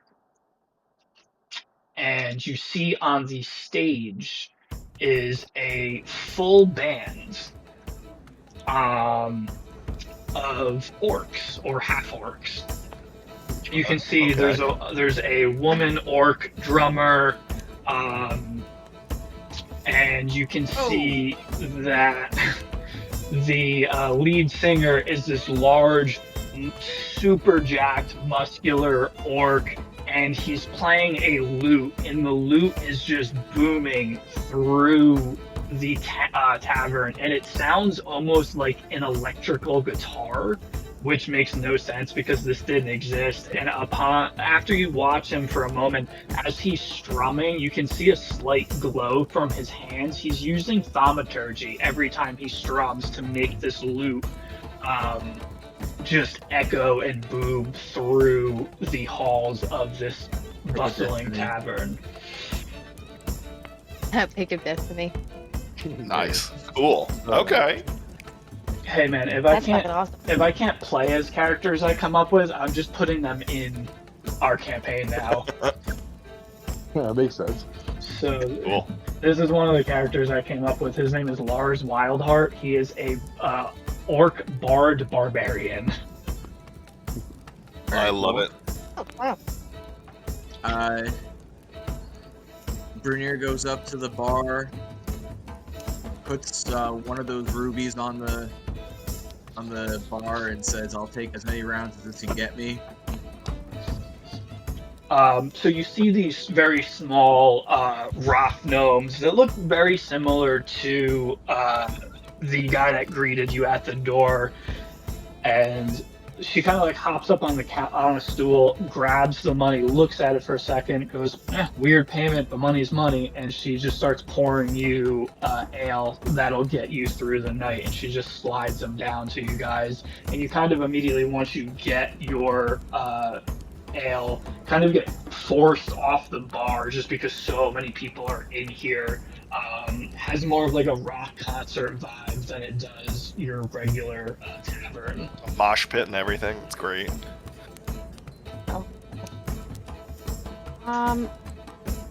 That's fucking awesome. I'm just gonna I'll perk slam up a and be couple really crack. excited that she's there. Do they have overpriced merch? I'm just really happy to be here, guys. Yeah. And then I'm gonna be fucking Yeah. getting wasted, Ben, just drinking. Ben wants a T-shirt for like 8 times the price of a shirt. One T-shirt, $80, not even in your size. What's the time at this point? I would say it's probably late into the night, like from doing all the contract work, from writing up your help wanted sign and everything. I would say it's probably like as you guys left the general goods, he like locked up behind you, so it's probably like 9-10 o'clock at night. Gotcha. Brunier passes the ales around and fucking gives a toast and says, "The one left undead bastard on our backs." Before Fucking cheers it, slam it back. cheers, yeah, Goxon drinks, and then before he continues to drink, because he's going to drink a lot. Fucking, I want him to. He doesn't even go away at this point. He just does it in front of everyone. But I want him to do his sacrifice to his patron. He's like, "Oh yeah, before I get drunk and forget." He's going to put 600 gold.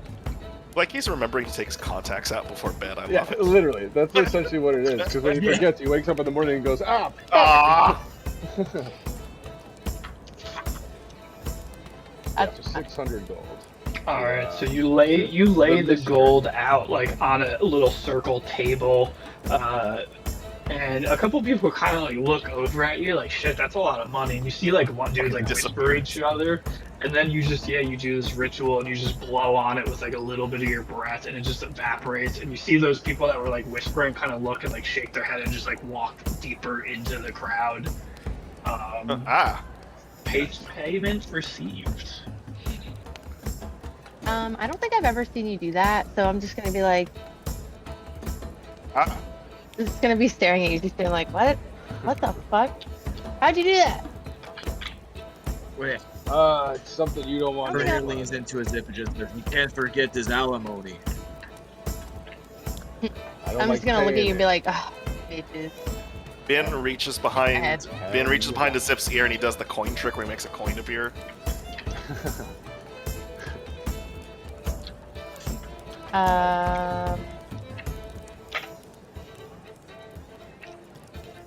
Yeah, I'm just gonna start slamming back some booze. I think we're doing shots now. Is this up? Is it? This place is full of like rock gnomes? Because I'm also said type gnome. Yeah, can we do a perception check? Oh, see what the rock crowd as in looks like rock? Yeah, I was gonna say, can I like do Yeah, it's some a type pun. of like? It's a pun. But yes, there are a significant amount of rock gnomes that are running and operating this particular establishment. What did I do? Did I like?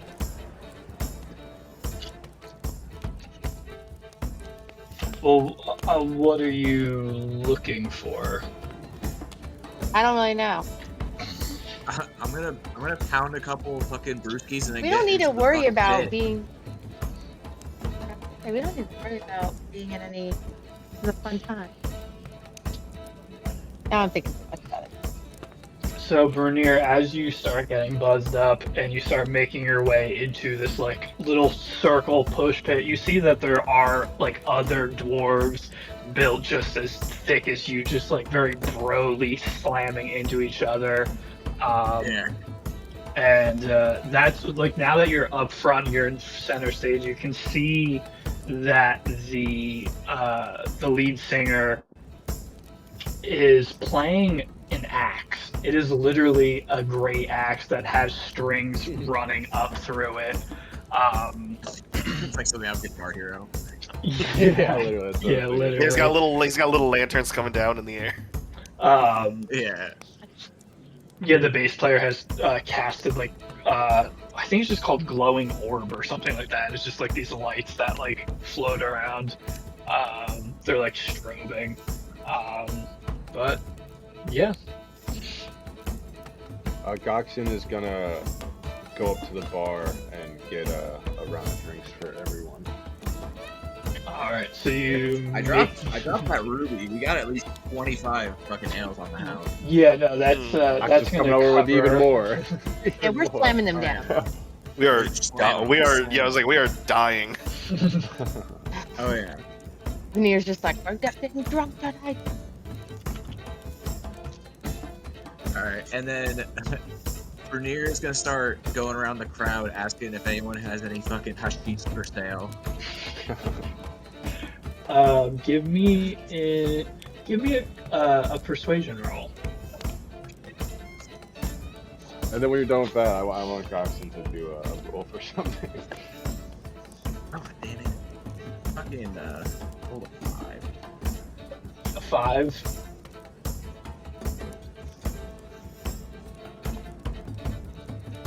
Just a 5 altogether. Just a 5. All right.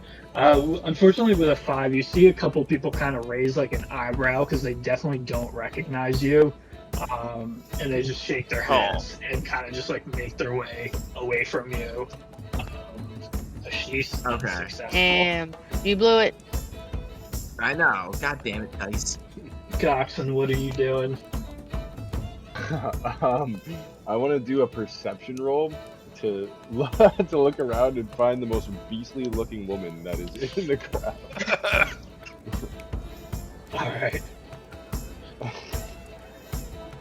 That's gonna be a 4. A 4. So there's a lot of chaos, and as you look through, it's a lot of dudes built like Vernier, just slamming into each other, just broing out.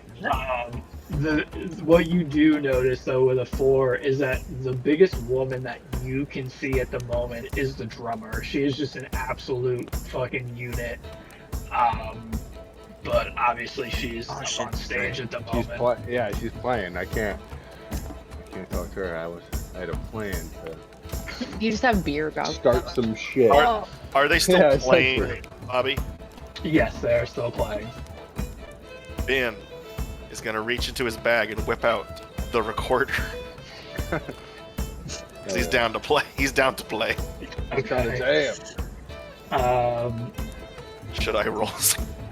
he's like, I I- love this tune. So I would say, like, what are you doing? Are you just playing like in the corner, or like what are you doing? Ben's had a little bit to drink, so he's just gonna kind of make his way to the front of the pit, like the worst fucking place possible, Okay. like the most annoying, awful place to be. Give me a performance roll with disadvantage because you're playing a recorder in like the loudest tavern you've ever been in. Okay. Let's see here. 23 and 17. 17. With a 17, I would say it was a really difficult feat to try to get heard, and a couple people noticed you, but it's so loud and echoing that it didn't really draw as much attention, but it didn't piss anybody off, which is a positive, because if you rolled low, I was going to have somebody literally punch you in the pit, so... That would just start. The boys would have to hop in and beat some ass, right? Next combat encounter. Can I do a perception check to see if I notice the drummer too? Go for it.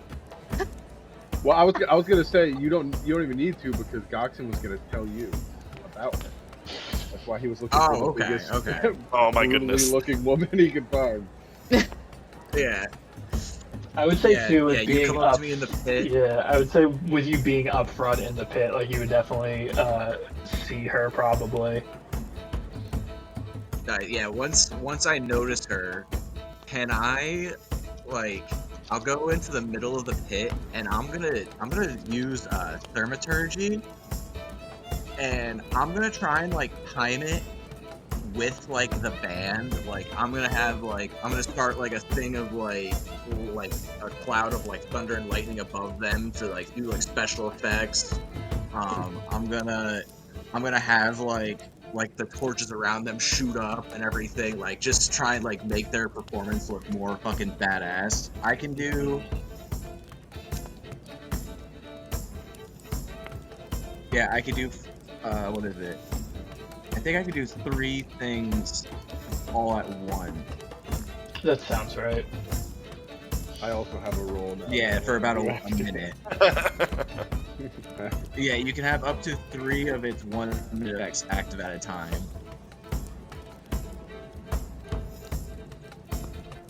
And yeah, I'm gonna do fire play, fire sounds, and then when the female drummer does a solo, I'm gonna cause a slight tremor too in the ground. Okay. I don't know what that. I mean, it just sort of happens, right? Yeah, it's just an action. Yeah. But I think it might have to do I would say I'm maybe. just in the fucking pit. I would say maybe do a performance check to see if you can time everything in sync with the band. I do have to wrap up soon because it's getting late. I'm gonna try to burn the drummer, and this is when you introduce the STIs. This is when Jade walks back in. I know she missed her point. No, What the fuck? I would prefer to do it while Nat 20 on the performance. That's insane. That's insane. So as you're just roughhousing to hell in this pit, the lights begin flickering in perfect sync with every heavy drum hit, and then she goes into this crazy solo, and as she hits a piece of bronze metal that is this makeshift cymbal, basically, it crashes and you hear this thunder that just echoes through, and everyone pauses for a minute at the bar and turns and looks, and then she hits it again and they just go back into the song. It's gonna be dancing on the table. Okay. That's just dancing. I want Goxen to see, he notices that Brunier's trying to impress her. So I want him to just look at Brunier real quick and be like, "Don't worry, I got you." And I want him to look at the drummer, and I want to do a charisma roll to kind of have Goxen kind of be like, "Let me take over. I'm better at drumming. Let me take over." to try to get her into the crowd. Question for Goxen: does Goxen have any sort of hair, or does he have does his clothing billow in the wind? Oh, he has kind of like a cape almost. He's got kind of like a. Ben wants to help you. Like Ben's gonna be your wingman for a second. He's got a predigistration. I can create sensory effects. So I want to blow some wind behind Goxon to make his cape flutter. While I roll for Christmas, is that going to increase my Christmas stat? It looks get fucking. her off the He drum looks so I can get fucking on it. cool as hell. Dude. I will say that him helping you makes her notice you. Give me a deception check because you don't know how to play the drums. So you're Well, if anything, Jeremy I should try and Robbins find does, an maybe actual- Doxson does. You know what I mean? we're about to find out. Give me a deception check to convince her to get off of. Very high charisma, so Should have asked me. I have high. Oh no, that was. that's going to be 18 with my plus 1. Damn. So 14 plus 1. I will say an 18 will do it. So she kind of like looks at you and just shrugs, and you make your way up the side of the stage. Why are we doing this? And So Bernier can have opportunity to bang the drummer. Oh, okay. and, Understandable. And I was trying to get her. I was needing a wingman. I'm trying to get her off there. the lead singer kind of like looks back, like the song ends, and you come up. She like gestures for you to come up on stage. She hands you the sticks, and she just mumbles in this low voice, "Don't fuck this up," and keep it simple. And then she like walks off stage, and she makes her way towards the bar to go get a beer. And as she's like walking down the stage, the lead singer turns and he's like, "The fuck are you doing?" She's like, "I need it." She's like, "I need a drink." And he's like, "All right, well, fucking get me one too." And then he turns and like looks back at you, and he's waiting for like a signal for you to start playing. Roll me a performance check. That is also very high. Charisma, so let's see. That's gonna be. Ben's gonna do Bardic Inspiration on you real quick too. Oh, alright. So what does that do again? Sorry, Bardic. It's an additional 1d6, I think. Yes, Oh, yeah, and a 1d6. Okay, so I rolled a 6 plus 4, that's 10, and then I'll roll a digital d6 so everyone can see. Just for the hell of it. Just make it fun. 11, it's 11. I mean, that's not bad. No! That's good, but it's not bad. So he looks back at you for a cue, and you just go 1, 2, 3, and you like, for a moment, you seem like you know what you're doing, and you clap the sticks together, and then you go into like the most simple beat. It's just like nothing fancy. It's just a steady rhythm, and he looks at you. And You're that guy at Guitar Center. Yeah. So the song starts playing, So- but it's like totally changed the vibe of the room at this point, because she was playing like very quickly and heavy and with like a lot of passion, and you are now playing like the most basic standard like White Stripes ass sounding just drum beat. Metallica fucking shit. Yeah, while Yeah. he's ripping like solos. I mean, that is Metallica, literally. I mean, that is the definition of Metallica. And with that performance mediocrity, I will say that the drummer is quickly now trying to get drinks to run back to her kit and kick you off. Bernier, as she gets to the bar, puts down the other ruby, and it's like, whatever she's getting for her and her band, it's on me. Oh, smooth talker. And, oh yeah, and he's gonna be like, I liked it better when you were up there. Ooh. I'm trying to think. Give me a On the spot, charisma like roll. This is why we use spells to dick around, not I will- fights. Nowadays, Yeah. with that, I will say you can do it with advantage because you paid for her drinks, and she's a rock star, so they like drinks. alright, fucking, what is that? Oh, straight charisma, that is a dirty 20. Perfect. So she looks down at you, So stupid. and she's like, "Oh, thanks, little guy. Hopefully you're enjoying the show. I'm kicking this fucking dude off because he can't play for shit. And she grabs the 2 tankards and she looks back at you and she says, stick around after the show. And then she beelines it up, puts a tankard down. Go ahead, Josh. Can I interrupt? I am helping Brunier. I want Bin to throw a look at Brunier, and he's gonna snap his fingers, and he's going to performance of creation a barrel, like a barrel in front of her, so she trips over it, because he wants to do it like in the middle of the floor, so Brunier can catch her. Oh, God, dude, what the fuck? Oh no, I'm just gonna kill her in the middle of the floor. Bin's gonna. Yeah, we just got here. Yeah. Bin performance creates a barrel in the floor, so it's like in a way that she's gonna trip over it. I'm gonna roll a dexterity check for her to see if she can, like how bad or good she recovers from this barrel appearing. That's a 12. So the barrel appears and she slams into it, knocking the barrel over, and she loses her balance, but she doesn't fall, but she is like stumbling towards. She was walking away from Brunier though, so he wouldn't be in front of her to catch. You know what I mean? He's fast enough. Yeah. I just trying to hear, like, I just made her roll break a up. lane. feel like if anything, you just made it worse. Yeah, I've been literally dancing on the table this whole fucking. Well, not the whole time. Obviously, it stopped when I was just trying to help. hardcore. I'm just like, playing what the drums. fuck I'm is playing going on? drums, alright? So you have to be supportive. Yeah, That's my if- religion. all of like, you if she hit that barrel and like spilled the drinks a little bit, can I just walk right over with 2 fresh ones and just look at her and be like, Save this if you're on interaction those drums, somehow. I'm not leaving that fucking pit. Ooh.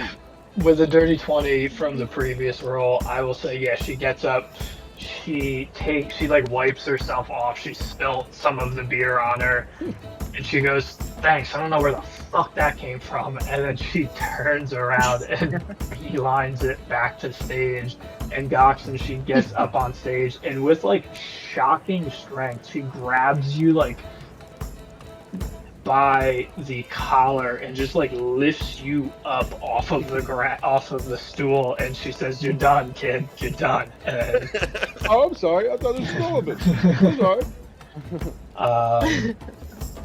and I will say, because it's 11:30 and I want to go to sleep, I will say they wrap up. They're beginning to clean up. Everyone has kind of been ushering out. You can see the owner of the club has made his way back inside and is helping the girls clean up the bar. And Brunier, I'm assuming you want to approach this mystery orc one last time. And give me one more charisma roll with advantage, because everything has been going your way. I'm gonna give him another bardic. Goxon is throwing him hell yeah. outside with the door open from all that he drank.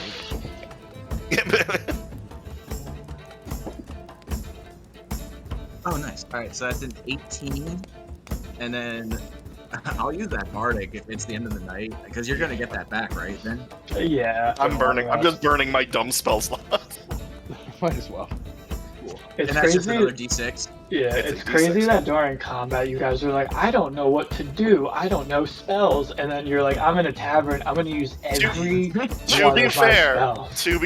the problem is with combat is I always tend to go last. So by the time I'm doing I'm trying to get set up to do attacks, and I can't do bonus actions at that time. Listen, I got one spell, alright? And I know how it fucking works. It's called Eldritch Blast, right? That's all I got. I just have a bunch of numbers to add up. Literally. So yeah, that's a 22 altogether with the bardic inspiration. I rolled a 4. All right. Bin winks, but you can't see it because he has a mask on. So as everybody's leaving, what do you say to this woman to convince her to have some fun at your bastion? I got a lot of liquor back home. that doesn't work out, You know, if you guys aren't staying anywhere, I got a and new bed to break can- in. yeah, we could have the after party at my place. I just moved in. She Me and my looks five over roommates. at Lars, the lead singer, and she looks back at you, and she's like, "Is he Bring the invited band. too?" Bring whoever you want. All right. So she turns and she goes, "Lars, party's not done." And they pack up their stuff. They drag it into a back room. They bring you back to the Bastion, and an absolute rager ensues in the parlor. And then you end your night not alone. And we will This is how he. see This is how Brunier gets a debuff. We'll see what you catch in the morning. Exactly. Yeah. This is how you get. Hey. I can create Finally. an additional 6 barrels Nice. of ale if I need to. Because I will say, with her lifestyle, the probability of her having something is yeah. going to be significantly higher. It's pretty high. Just got So, you got Everyone. a fantasy clap. with that being said, guys, I'm gonna go to sleep. Like I said, your homework, I guess, is just look over the Bastion stuff. There's a bunch of stuff on YouTube Sure. about it too, and think about what type of hireling you want in your Bastion. Because, like I said, I have a combination. I have a character per class. So literally any type of character that you want, I have built already. And I swapped all the races around too. So I think there's only like 2 duplicates as far as races go, because I think there was like 11 races total and 12 classes. So I kind of just randomly paired up races and classes. So think about who you want to bring in to your Bastion, and we'll do all that. Nope. Works Can for I me. ask one more question? Yeah. Just to touch on that, I forgot to mention it before when Goxon was sacrificing his gold. I've been drinking a little myself. But I wanted, if I can just add this in, if it's okay, I wanted him, it could be even when he goes to sleep at night, like he sacrifices the gold array or whatever. I wanted to kind of just say that he wants to have a meeting with Vladimir, like to her. You know what I mean? Okay. Like in his little sacrifice thing. Hopefully she hears him and hears him out, because I have a idea that pertains to the Bastion that I want to see if I can get. Okay. Perfect. For next time. For next Yeah, time, obviously. we'll maybe we'll start off with that or something. Just remind me. Yeah, I just wanted to bring it up. I'll put it in my notes too, so I don't forget. Works for me. Nope. Solid section, guys. Excuse me. A little bit of everything in there. Yeah, a little bit of everything. We killed Nelfar and then we moved into a house and we got Brunier laid. Right? Question.